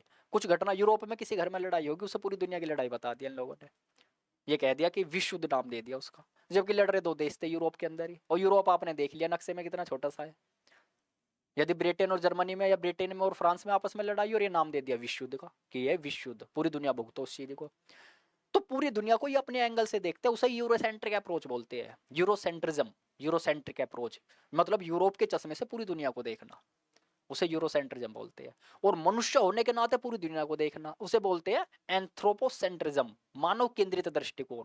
हम मनुष्य है और सब जीव जंतु हमारे लिए क्या है, भोग की वस्तु है। जब हम उस रूप में देखते हैं तो उसे बोलते हैं मानव केंद्रीयता। इसने ही पूरी प्रकृति का शोषण किया। वो देखो कैसे अब आगे, ये देखो आप, ये यहां ईगो, मनुष्य सबसे ऊपर बैठा दिया इन्होंने। यही इनकी अप्रोच रही है, मानव केंद्रीयता। मानव, जबकि भारत की अप्रोच नहीं है ये पश्चिम पाश्चात्य सभ्यता की अप्रोच रही है, केंद्रीयता। और भारत की अप्रोच क्या है, इकोसेंट्रिज्म, कि सब कुछ प्रकृति है, हम भी प्रकृति के अंग हैं, हम ही कोई जीव जाति। यदि ये मछली, ये चूहा, ये मछली, शुअर, ये सांप, ये मनुष्य, ये जितने भी ये जीव जंतु आपको नजर आ रहे हैं, पेड़ पौधे नजर आ रहे हैं, ये इन सब के ही बीच में मनुष्य है। मनुष्य कोई विशिष्ट नहीं है, और इन लोगों ने यहाँ विशिष्ट बना दिया। और जब विशिष्ट बना दिया तो इन सब का शोषण करना इसने स्टार्ट कर दिया। इसने ये कह दिया, ये सब पशु पक्षी जीव जंतु नीचे है, मैं ऊपर हूं, मैं सबका बादशाह हूं, मैं कुछ भी करूंगा, मैं किसी को भी नष्ट करूंगा, मैं किसी को पकड़ूंगा, उसके ऊपर चीर फाड़ स्टार्ट कर दूंगा वैक्सीनेशन के लिए 2 मिनट में, जैसे उनका कोई अधिकार ना हो। लेकिन भारत की अप्रोच अलग रही है। भारत की अप्रोच वो रही है इकोलॉजी सेंट्रिक, प्रकृति ही सब कुछ है, हम भी प्रकृति के अंग है, वो भी प्रकृति के अंग है, वे भी जियो हम भी जिए। इन्होंने मानव केंद्रित दृष्टिकोण पैदा किया, यूरोसेंट्रिज्म, यूरो केंद्रित दृष्टिकोण, फिर मानव केंद्रित दृष्टिकोण।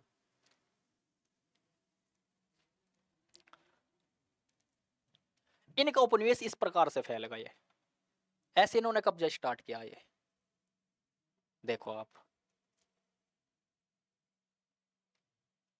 ये इस पर, ये रहा इंग्लैंड। शुरू में जैसे इंग्लैंड वगैरह ये चले थे देश मिल करके, तो इन्होंने ऐसे उपनिवेशों पर कब्जा किया, ऐसे पूरी दुनिया पे ऐसे कब्जा करने लगे ये आपस में करके। देखो किस प्रकार से अपने विभिन्न प्रकार के मुंह है इनके। समुद्री यात्राओं, नक्शा वीसी के जरिए नए इलाकों की खोज की, हथियार और नौसैनिक ताकत के दम पर भूभाग पर सैन्य कब्जा किया इन लोगों ने, हथियार उद्योग बनाए, उसके आधार पर इन्होंने फिर कब्जा किया। और समुद्री यात्राएं करते थे ये लोग, नए इलाकों की खोज करते थे, ये देखते कि हाँ भाई वहां क्या हिसाब है, वहां कितना लूट का सामान है, वहां के लोग कैसे है। कहने लगे लोग बड़े बड़े खतरनाक है, ठीक है उन्हें उस प्रकार से मार दो, जो कुछ उनमें गद्दार उन्हें पकड़ के ले आओ, उन्हें हम और ज्यादा ब्रेन वॉश करेंगे उनका, ताकि इनकी सभ्यता जल्दी गुलाम हो जाए। तो ये इस प्रकार से उपनिवेशों की खोज में चले हुए थे। स्थानीय शासन, अर्थव्यवस्था और संस्कृति को तोड़ देते थे वहां जाकर के। ये वहां के लोगों की जीवन शैली क्या है, उनका प्रकृति के साथ में किस प्रकार का संबंध है, उनकी शिक्षा व्यवस्था वगैरह क्या है, सब चीजों को तोड़ना इनका उद्देश्य होता था। फिर दूसरे चरण में क्या करते थे, संसाधन का दोहन करते थे। जिन उपनिवेशों पे इन्होंने कब्जा कर लिया, जैसे भारत पे कब्जा कर लिया, भारत भी एक उपनिवेश है, उनका उस समय पर उपनिवेश था।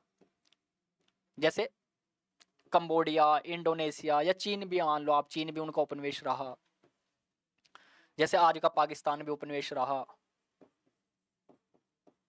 तो ये क्या करते थे, इनका संसाधनों का दोहन करते थे, अपने देश में ले जाते थे ना लूट लूट के, और फिर नाम दे दिया औद्योगिक क्रांति का, कि हमने तो इंडस्ट्रियल रिवोल्यूशन करा, हमने टेक्नोलॉजी का विस्तार किया, जहां से जो भी मिला उन्हें चुरा के ले गए, नाम दे दिया टेक्नोलॉजी का विस्तार का, नाम दे दिया एक रहनेसा का, कि हमारा तो एनलाइटमेंट हो चुका, हम तो जागृत अवस्था में चले गए। लेकिन इसके पीछे का बैकग्राउंड में क्या चल रहा था, बैकग्राउंड में चल रहा था लूट खसोट शोषण और चोरी, ज्ञान की भी चोरी, अर्थव्यवस्था की भी चोरी। खनिज, लकड़ी, मसाले, कपास, सोना, चांदी का बड़े पैमाने पर निर्यात किया गया। देखो इस प्रकार प्राकृतिक परिस्थिति का विनाश, जंगलों की कटाई। यदि कोई इतिहास लिखेगा आज के समय में और यो पर्यावरण को ध्यान में रख के लिखेगा, तो उसे पता चलेगा कि उपनिवेशवाद और पर्यावरणीय सिस्टम कितना आपस में जुड़ा हुआ, जलवायु परिवर्तन और उपनिवेशवाद कैसे आपस में संबंधित है।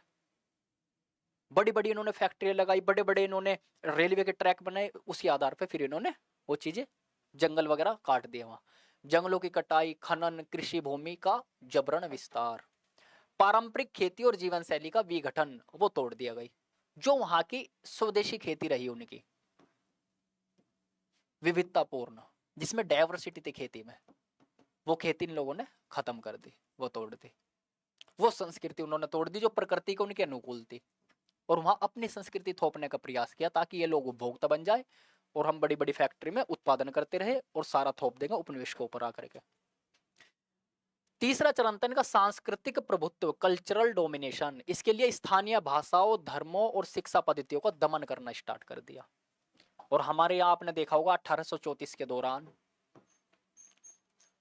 जो मैकाले भेजा गया उसका उद्देश्य यही था, सांस्कृतिक प्रभुत्व, ताकि अब उपभोक्ता तैयार हो जाए भारत के अंदर, अब काले अंग्रेज तैयार हो जाए।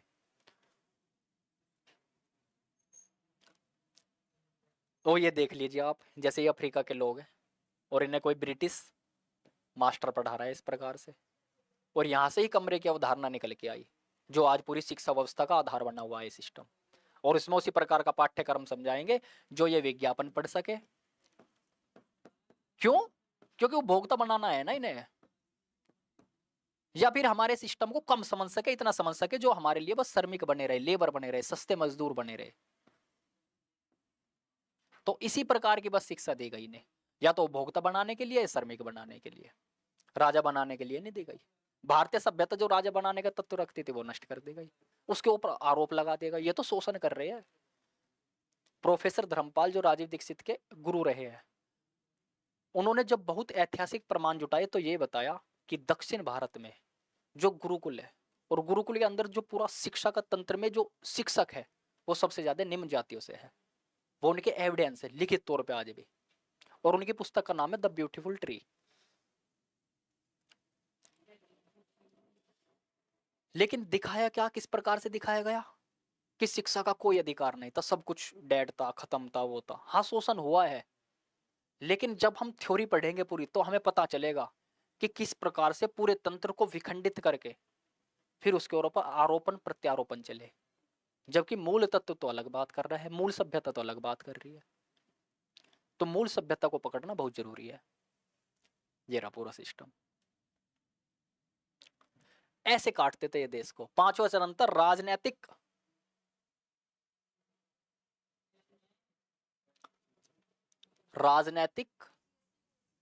भू रणनीतिक नियंत्रण, जियोपॉलिटिकल कंट्रोल। अब ये कंट्रोल करना, अब आप देखना पूरा का पूरा जो अफ्रीका महाद्वीप था, अफ्रीका महाद्वीप इन्होंने ऐसे काट दिया, स्किल लगा करके काट दिया इन्होंने। आप देखना वे देश जो ऊपर के देश है वो इस प्रकार से काट दिया इन्होंने कि तुम इतना ले लो हम इतना ले लेंगे। आपस में बंदरबाट चल रही थी, बंदरबाट जानते हो आप? बंदरबाट चल रही थी आपस में इनकी, बंदरबाट, जैसे पूरी दुनिया इनकी हो इस प्रकार से बंदरबाट चल रही थी सभ्य बनाने के नाम पे। आज भी सभ्यता का आवरण ओढ़े हुए लोग। तो पांचवें चरण में राजनीतिक भू रणनीतिक नियंत्रण स्थापित किया, और देखो किस प्रकार से काट रही है पूरी दुनिया को। ऐसे लगे हुए, ये ऐसे लगे हुए आपस में, ये उपनिवेश है इनके।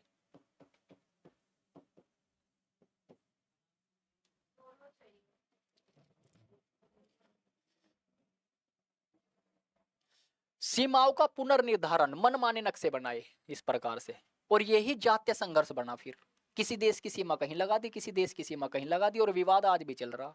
कुछ आदिवासी इधर भेज दिए, कुछ आदिवासी इधर रह गए, उन दोनों में आज भी अब भी लड़ाई है। दुनिया भर की लड़ाई चल रही है अफ्रीका महाद्वीप के अंदर, नहीं वे विकसित हो पाए। भारत को ले लो आप, भारत और पाकिस्तान के बीच में जो लड़ाई चल रही है, ये इनका ही तो सीमा निर्धारण है एक प्रकार से। ये पूरा का पूरा षड्यंत्र रच गए ये लोग। तो इस प्रकार से इन्होंने फिर सीमाओं को विभाजित कर दिया। जातीय और धार्मिक विभाजन पैदा इन लोगों ने किया डिवाइड एंड रूल की नीति के द्वारा। जातीय सर्वेक्षण करवाना, धार्मिक सर्वेक्षण करवाना, उसके आधार पर फिर अलग अलग नेता खड़े कर दिए। जो पाकिस्तान का पूरा अवधारणा इन्होंने रखी वो इसी तौर पे रखी इन्होंने फिर, कि सबसे पहले जनगणना करवाओ, फिर अलग अलग लोगों को देखो कौन लोग किस भूमिका है, और कौन लोग किस लोग से आपस में विरोध करके हमारी सत्ता को मजबूत कर देंगे। उपनिवेशों को वैश्विक शक्ति संतुलन के खेल का हिस्सा बनाना। अब उपनिवेश क्या बन गए? वैश्विक शक्ति संतुलन। अब यानी दो विचारधाराएं निकाल दी इन लोगों ने। आप देखोगे जो विश्व युद्ध हुए, और खासकर शीत विश्व युद्ध हुआ, जो शीत, तो उसमें क्या हुआ, कुछ देश तो चले गए रूस के पीछे, और कुछ देश चले गए अमेरिका वगैरह के पीछे। कुछ बना दिए समाजवादी, कुछ बना दिए पूंजीवादी, आपस में ही उपनिवेशों को भिड़ाते रहे। ऋण जाल में फंसा दिया उपनिवेश, अभी बेचारे आजाद हुए थे, अब फिर से फंसा दिए नए जाल में। तो उपनिवेशों का प्रयोग किया इन्होंने उंगलियों के द्वारा अपनी वैश्विक शक्ति संतुलन स्थापित करने के लिए, पूरी दुनिया पे कंट्रोल करने के लिए उपनिवेश बना लिए इन्होंने, कठपुतली अपने हाथ के। इस प्रकार से इन्होंने काम किया। विचारधाराएं जो इन्हें चलाती रही, कौन कौन सी विचारधाराएं? औद्योगिक पूंजीवाद, इंडस्ट्रियल कैपिटलिज्म, हर चीज को उत्पाद में बदल दिया इन्होंने, कुछ भी चीज हो। अच्छा ये वृक्ष है, ठीक है, उत्पाद है, ये प्रोडक्ट है। और कैसे कैसे नारे दिए कि कोई भी समस्या हो उसको आप समाधान खोज लो, आप बहुत बड़े बिजनेसमैन बन जाओगे, आप फलानी मोटिवेशन इंडस्ट्री खड़ी कर दोगे, फलाना वो कर दोगे। तो इन्होंने हर चीज को उत्पाद में बदल दिया, पूरी प्रकृति का उत्पादीकरण कर दिया इन्होंने, प्राइवेटाइजेशन कर दिया पूरी प्रकृति का। जबकि यूनिवर्सल होनी चाहिए ये सबके लिए होनी चाहिए, न कि सिर्फ मनुष्य के लिए, किसी विशेष व्यक्ति के लिए। तो इन्होंने इस प्रकार से, आप देखो पूरा ये करा।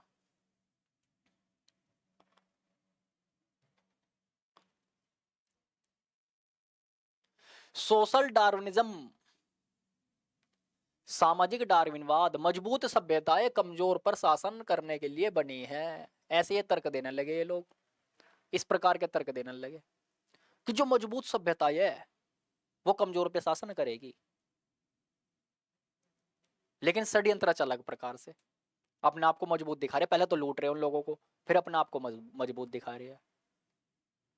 उसमें ऐसी कोई महामारी फैला दी, बहुत लोग मर गए, तो फिर दिखा दे कि हम तो मजबूत है। तो ये सामाजिक डार्विनवाद वहां से निकल के आया।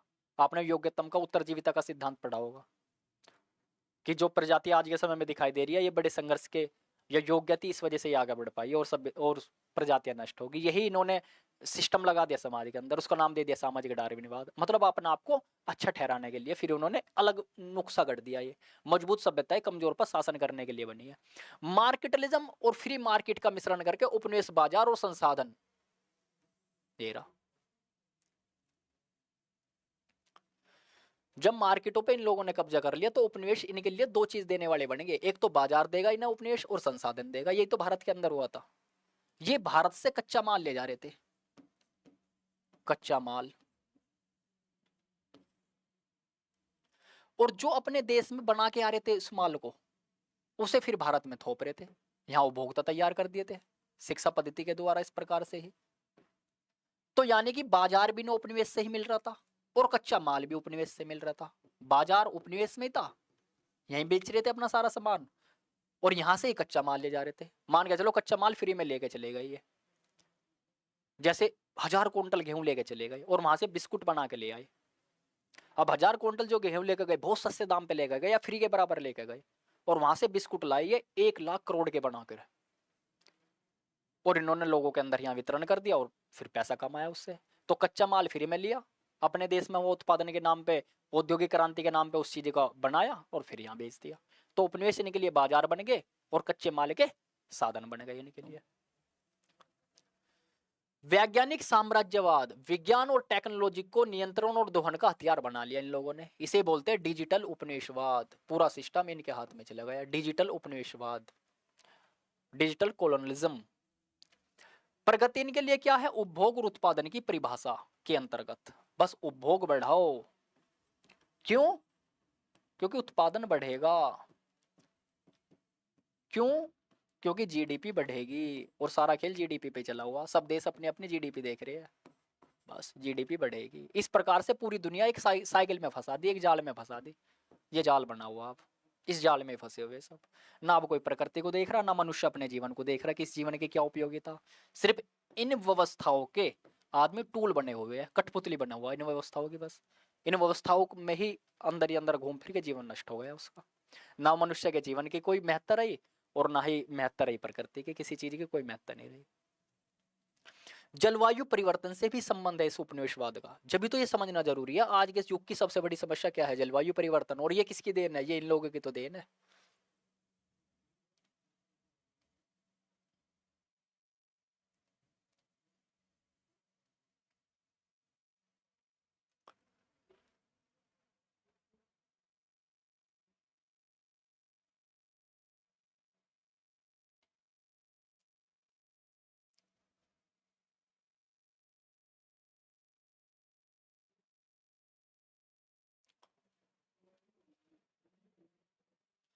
जो ये औद्योगिक क्रांति हुई है इसमें बड़े पैमाने पे खनन की गई, कोयला, गैस, क्योंकि स्टीम इंजन वगैरह सब कुछ बना देते इन्होंने, तो इन्होंने व्यापक स्तर पे पेड़ों को काट दिया क्योंकि उत्पादन बढ़ाना था बस इन्हें।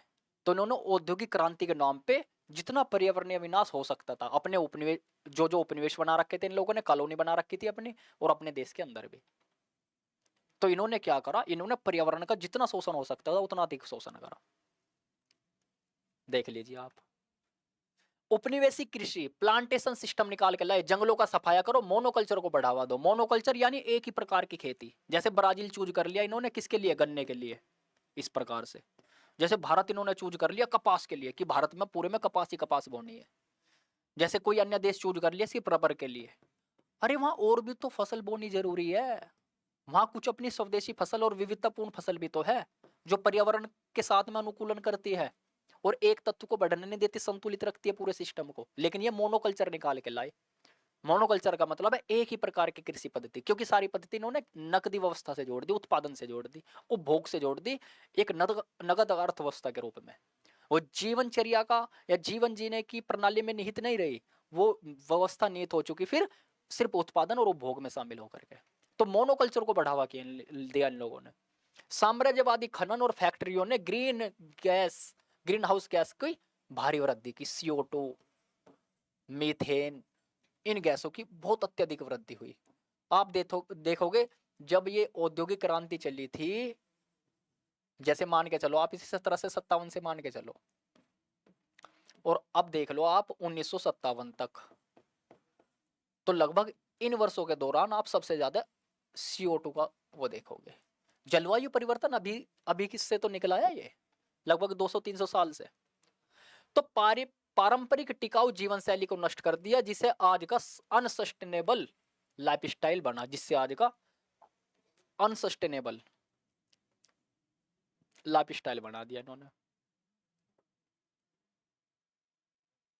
अब बात कर रहे हैं सतत विकास की, वे जिम्मेदार, अब बात कर रहे हो उस चीज की, और जिम्मेदार किसे ठहरा रहे हैं, उपनिवेशों को, कि तुम जिम्मेदार हो, तुम उत्पादन कर रहे हो, इतना ज्यादा क्यों कर रहे हो तुम उत्पादन, तुम इतना CO2 का उत्सर्जन क्यों कर रहे हो।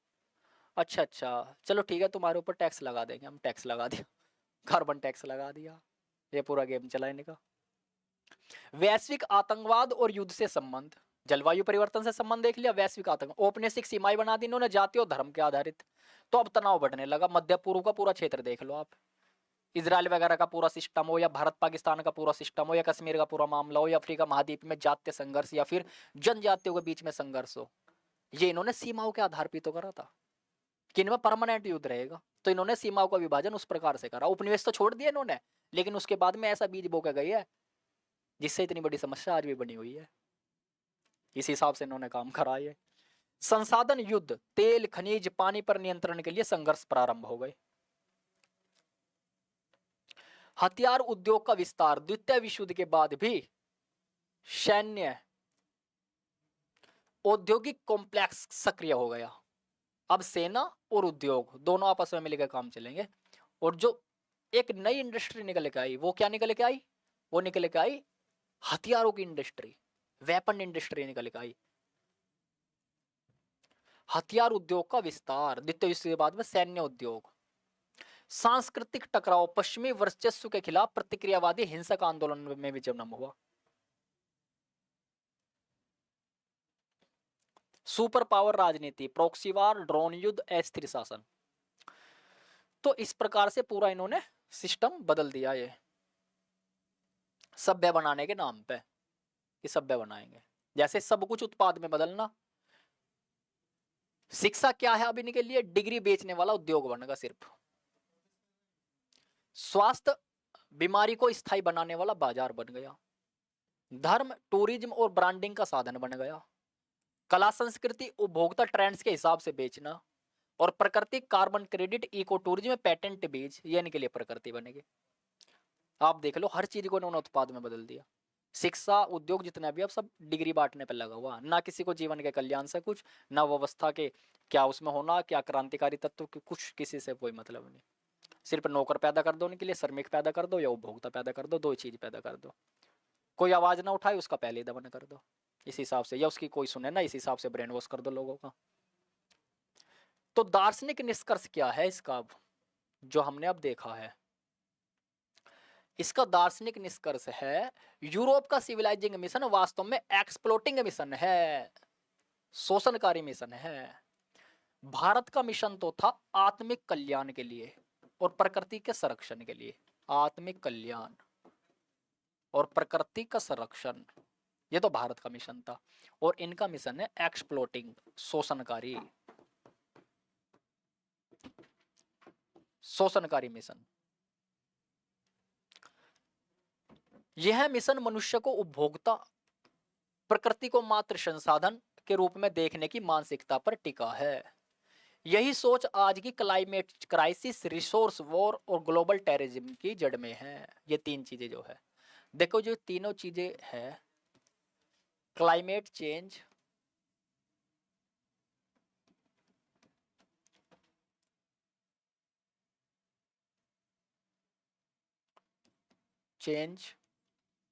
ग्लोबल टेररिज्म, आतंकवाद जिसे हम बोलते हैं, ग्लोबल टेररिज्म, और रिसोर्स वार, संसाधनों पे जो झगड़ा हो रहा है आज के समय में, इसके केंद्र में यही उपनिवेशवादी मानसिकता बैठी है, यही पश्चिमी सभ्यता बैठी हुई है इसके केंद्र में, पश्चिमीवादी सभ्यता। यूरोप केंद्रित विकास मॉडल सीधे तौर पर उसके सिविलाइजिंग मिशन का उत्पाद है, और यह मॉडल वास्तव में विश्व युद्ध के दौर में और उसके बाद अपनी चरम संरचना में सामने आया। इसे चरणबद्ध तरीके से अब हम समझेंगे कि किस प्रकार से ये मॉडल सामने आया। देखो ये संबंध हमने दिखाया जलवायु परिवर्तन से और सिविलाइजिंग मिशन से, जो इनका सिविलाइजिंग मिशन निकल के आया था, सिविलाइजिंग मिशन और जलवायु परिवर्तन।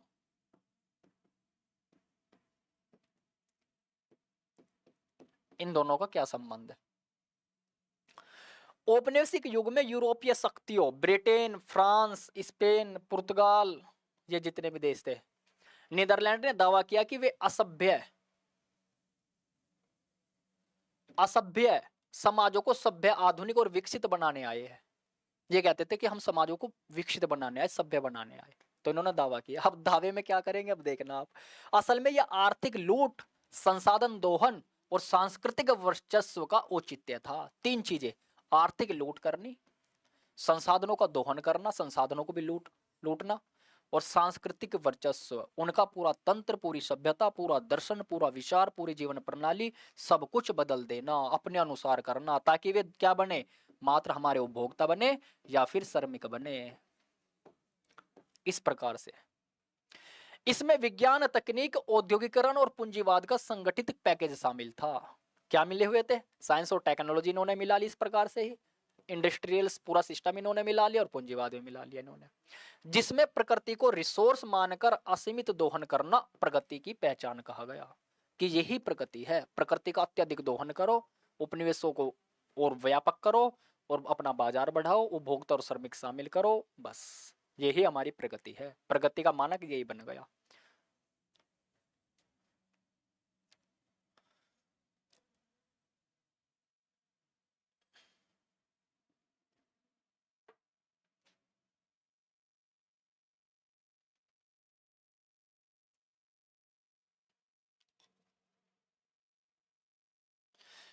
विश्व युद्ध और विकास मॉडल का पुनर्गठन। पहला विश्व युद्ध 1914 से 1918 और दूसरा विश्व युद्ध 1939 से 1945 के बीच यूरोप ने देखा युद्ध केवल हथियारों से नहीं बल्कि औद्योगिक उत्पादन, ऊर्जा नियंत्रण और संसाधनों पर कब्जे से जीते जाते हैं। देखो तीन ट्रायंगल समझे इन्होंने, तीन पोजीशन। एक तो इंडस्ट्रियल प्रोडक्शन अत्यधिक करना पड़ेगा, ऊर्जा पे नियंत्रण करना पड़ेगा, जब भी तो तेल, गैस और अब सोलर सिस्टम निकाल के लाए हैं, और संसाधनों पे कब्जे से ही युद्ध जीते जाएंगे। युद्धों ने औद्योगिक, कृषि, फॉसिल फ्यूल आधारित अर्थव्यवस्था और वैश्विक आपूर्ति श्रृंखला की सोच को तेज किया, जिसे ग्लोबल सप्लाई चेन बोलते हैं। ग्लोबल सप्लाई चेन,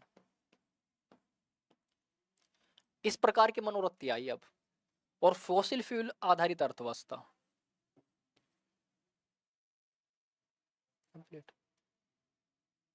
12:30 बजे हुआ था स्टार्ट।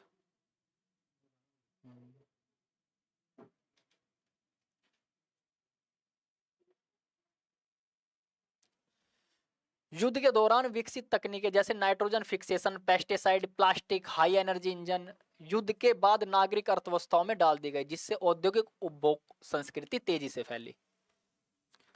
तो इस प्रकार से रहा पूरा इनका जलवायु परिवर्तन के साथ में। यदि हम इसका संबंध देखते हैं, यूरोप केंद्रित विकास मॉडल, इनका जो यूरोप केंद्रित विकास मॉडल है जो जलवायु परिवर्तन को जन्म दे रहा है, यूरोप केंद्रित विकास मॉडल। अब हमें निवेश मॉडल पढ़ाते हैं, लेकिन हमें ये नहीं पता हम किसका निवेश मॉडल पढ़ रहे हैं। ये हमें सभ्यता का जब हम दर्शन पढ़ते हैं जब ये हमें पता चलता है। यूरोप केंद्रित विकास मॉडल से ही जलवायु परिवर्तन पैदा हुआ और मनुष्य का जीवन अस्त व्यस्त हुआ। इससे ही पैदा हुआ जलवायु परिवर्तन, यानी आपदाओं पे आपदाएं आना, प्रकृति का अत्यधिक शोषण होना, भूकंप, बाढ़। फॉसिल फ्यूल आधारित औद्योगिकरण, कोयला, पेट्रोल, गैस पर भारी निर्भरता, औद्योगिक कृषि, हरित क्रांति जैसी तकनीकों का प्रसार, मोनोक्रॉपिंग, पेस्टिसाइड, रासायनिक उर्वरक जो अब इंसान के अंदर शरीर में जा रहे हैं और विभिन्न प्रकार की बीमारी पैदा कर रहे हैं, उपभोक्तावाद, बड़े पैमाने पर उत्पादन, विज्ञापन द्वारा उपभोग को बढ़ावा देना, वैश्विक व्यापार तंत्र, प्राकृतिक संसाधनों का साम्राज्यवादी दोहन, जंगल की कटाई, खनन, जलाशयों पर नियंत्रण।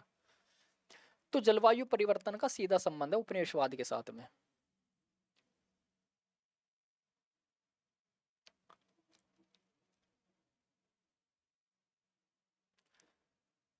इस मॉडल ने कार्बन चक्र को असंतुलित कर दिया। जो पूरी प्रकृति में जो कार्बन का चक्र है, जैसे ये पृथ्वी है, इसमें जो कार्बन का चक्र है उसे ही असंतुलित कर दिया। जीएचजी ग्रीन हाउस गैस उत्सर्जन 1750 से 1950 के बीच यूरोप और उत्तर अमेरिका से ही सबसे ज्यादा उत्पादित हुई, सबसे ज्यादा निकली। तो जो ग्रीन हाउस गैस होती है जो जलवायु परिवर्तन सर्वाधिक कर रही है, वो 1750 से 1950 के बीच में सबसे ज्यादा यूरोप और अमेरिका से ही निकली है। उत्सर्जन सबसे ज्यादा वहां हुआ है, वो पहले करके बैठेगा उस काम को। ऐतिहासिक रूप से 50% से अधिक CO2 उत्सर्जन के लिए यूरोपीय औद्योगिक अर्थव्यवस्था जिम्मेदार है। यानी कि टोटल यदि 100% है तो 50% ग्रीन हाउस गैस के लिए सिर्फ यूरोप और अमेरिका ही जिम्मेदार है। प्रकृति को डेड मैटर और इंसान को उसका मालिक बनाने वाली दार्शनिक धारा डेकार्ते और बेकन ने ही दी, पारिस्थितिक संतुलन की अनदेखी कर दी। और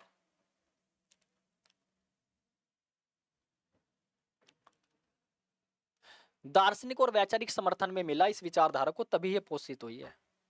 किसी भी सभ्यता को दार्शनिक जब पोषण मिलता है, जब भी वो सभ्यता आगे फलती फूलती है। तो कुछ जो दार्शनिक रहे, उनका जैसा भी दर्शन रहा, आधा अधूरा या एक खंडिया या एक आयामी दृष्टिकोण, उसके आधार पर ही उन्होंने बात की है। एक आयामी दृष्टिकोण रहा उन लोगों का बस। वे भारतीय सभ्यता की तरफ गहरे आधार पर ही चीजों को नहीं देख पाए। तो उनके कुछ दार्शनिक रहे, आप देख सकते हो, जिनका बहुत ज्यादा महिमा मंडन होता है। जैसे फ्रांसिस बेकन, प्रकृति पर मानव का प्रभुत्व विज्ञान का लक्ष्य है।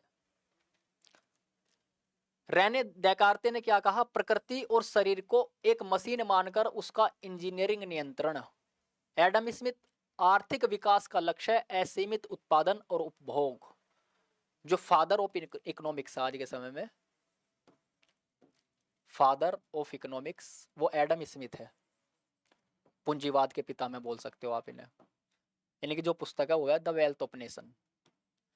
तो उनका दृष्टिकोण रहा आर्थिक विकास का लक्ष्य असीमित उत्पादन और उपभोग है, सिर्फ यही इनका दृष्टिकोण रहा। इंपीरियलिज्म थिंकर्स रहे, जैसे उपनिवेशवाद को सभ्यता फैलाने का मिशन बता दिया। कुछ इंपीरियलिज्म थिंकर्स भी रहे। पोस्ट वार केन्सियन इकोनॉमिक्स में जीडीपी और औद्योगिक विकास को मुख्य मानक मानना। एक तो जीडीपी को, कीन्स के बारे में आपने पढ़ा होगा, जैसे एडम स्मिथ हुए ऐसे कीन्स हुए, एक अर्थशास्त्री, काफी बड़े अर्थशास्त्री हुए। तो उन्होंने क्या कहा कि जीडीपी और इंडस्ट्रियल डेवलपमेंट ये दो ही मानक है अर्थव्यवस्था के। तो निष्कर्ष क्या है पूरा, यूरोप का सिविलाइजिंग मिशन केवल संस्कृति फैलाने का दावा नहीं था, बल्कि एक उद्योग केंद्रित, उपभोग आधारित विकास पैटर्न थोपने की प्रक्रिया थी। तो जो यूरोप का सिविलाइजिंग मिशन है, ये सिर्फ संस्कृति फैलाने का दावा नहीं था। क्या था? उद्योग केंद्रित, इंडस्ट्री सेंटर में हो, और उपभोग आधारित, कंजप्शन, सिर्फ कंजप्शन कंजप्शन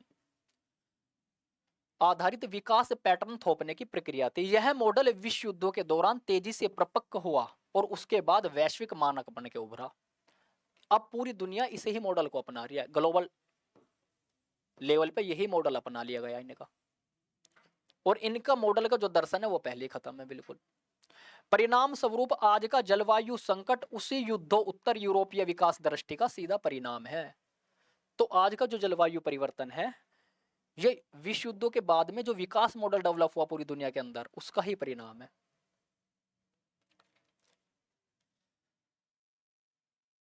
देख लीजिए आप ये।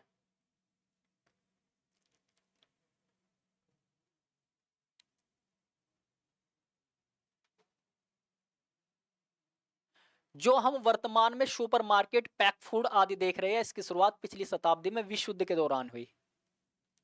एलोपैथ का पूरा उद्योग, औद्योगिक खाद्य संस्कृति जो हमने कल समझी है, आहार विज्ञान और दिनचर्या विज्ञान में, एलोपैथिक उद्योग, हथियार के उद्योग और पेस्टिसाइड उद्योग, ये सब विश्व युद्ध के बाद में निकल के आए, यानी कि 1940 के बाद।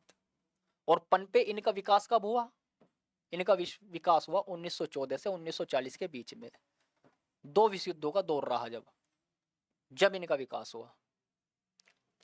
जीडीपी सेंट्रिक अप्रोच भी तभी की ही देन है, और पाश्चात्य सभ्यता का प्रभुत्व जब से ही चल पड़ा। और ये पूंजीवाद और उपनिवेशवाद के ही उत्पाद था विश्व युद्ध।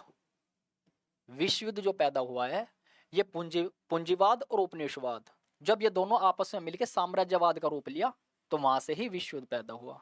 यानी उपनिवेशों की बंदरबाट से ही विश्व युद्ध पैदा हुआ, जब उपनिवेशों के ऊपर लड़ाई होने लगी कि ये मेरा उपनिवेश है, ये मेरा उपनिवेश है, तो फिर इनकी आपस में जो लड़ाई हुई वही विश्व युद्ध बना।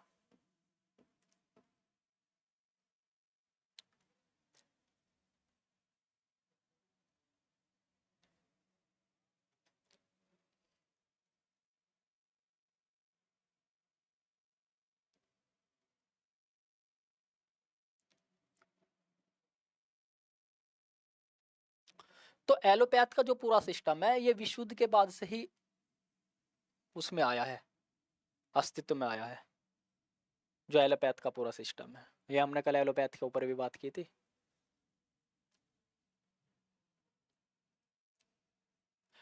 युद्धकालीन तकनीक का भूमंडलीकरण।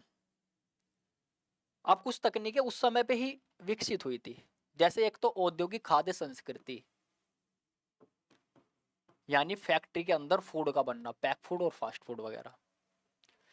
और जैसे एलोपैथ, प्रथम और द्वितीय विश्व युद्ध में सैनिकों के घाव, संक्रमण और दर्द के इलाज के लिए त्वरित असर, यानी तेजी से असर हो, शीघ्रता से, उसके लिए जो पद्धति डेवलप हुई वो एलोपैथिक पद्धति है, ताकि तुरंत राहत मिले सैनिक को, क्योंकि फिर लड़ाई पे जाना। और सिंथेटिक रसायन जैसे antibiotic, anti allergic, analgesic, hormone drugs वगैरह दिए गए मोटिवेट करने के लिए, एनर्जी ड्रिंक दी गई, विभिन्न प्रकार की एंटीबायोटिक दवाई दी गई सैनिकों को। और भोजन लंबे समय तक टिका रहे तो प्रिजर्वेटिव का प्रयोग किया गया, वही फिर फूड इंडस्ट्री में आगे चीजें निकल करके, क्योंकि सैनिकों को लंबे समय तक भोजन देना है, वहाँ राशन वगैरह पहुंचाना है वहाँ।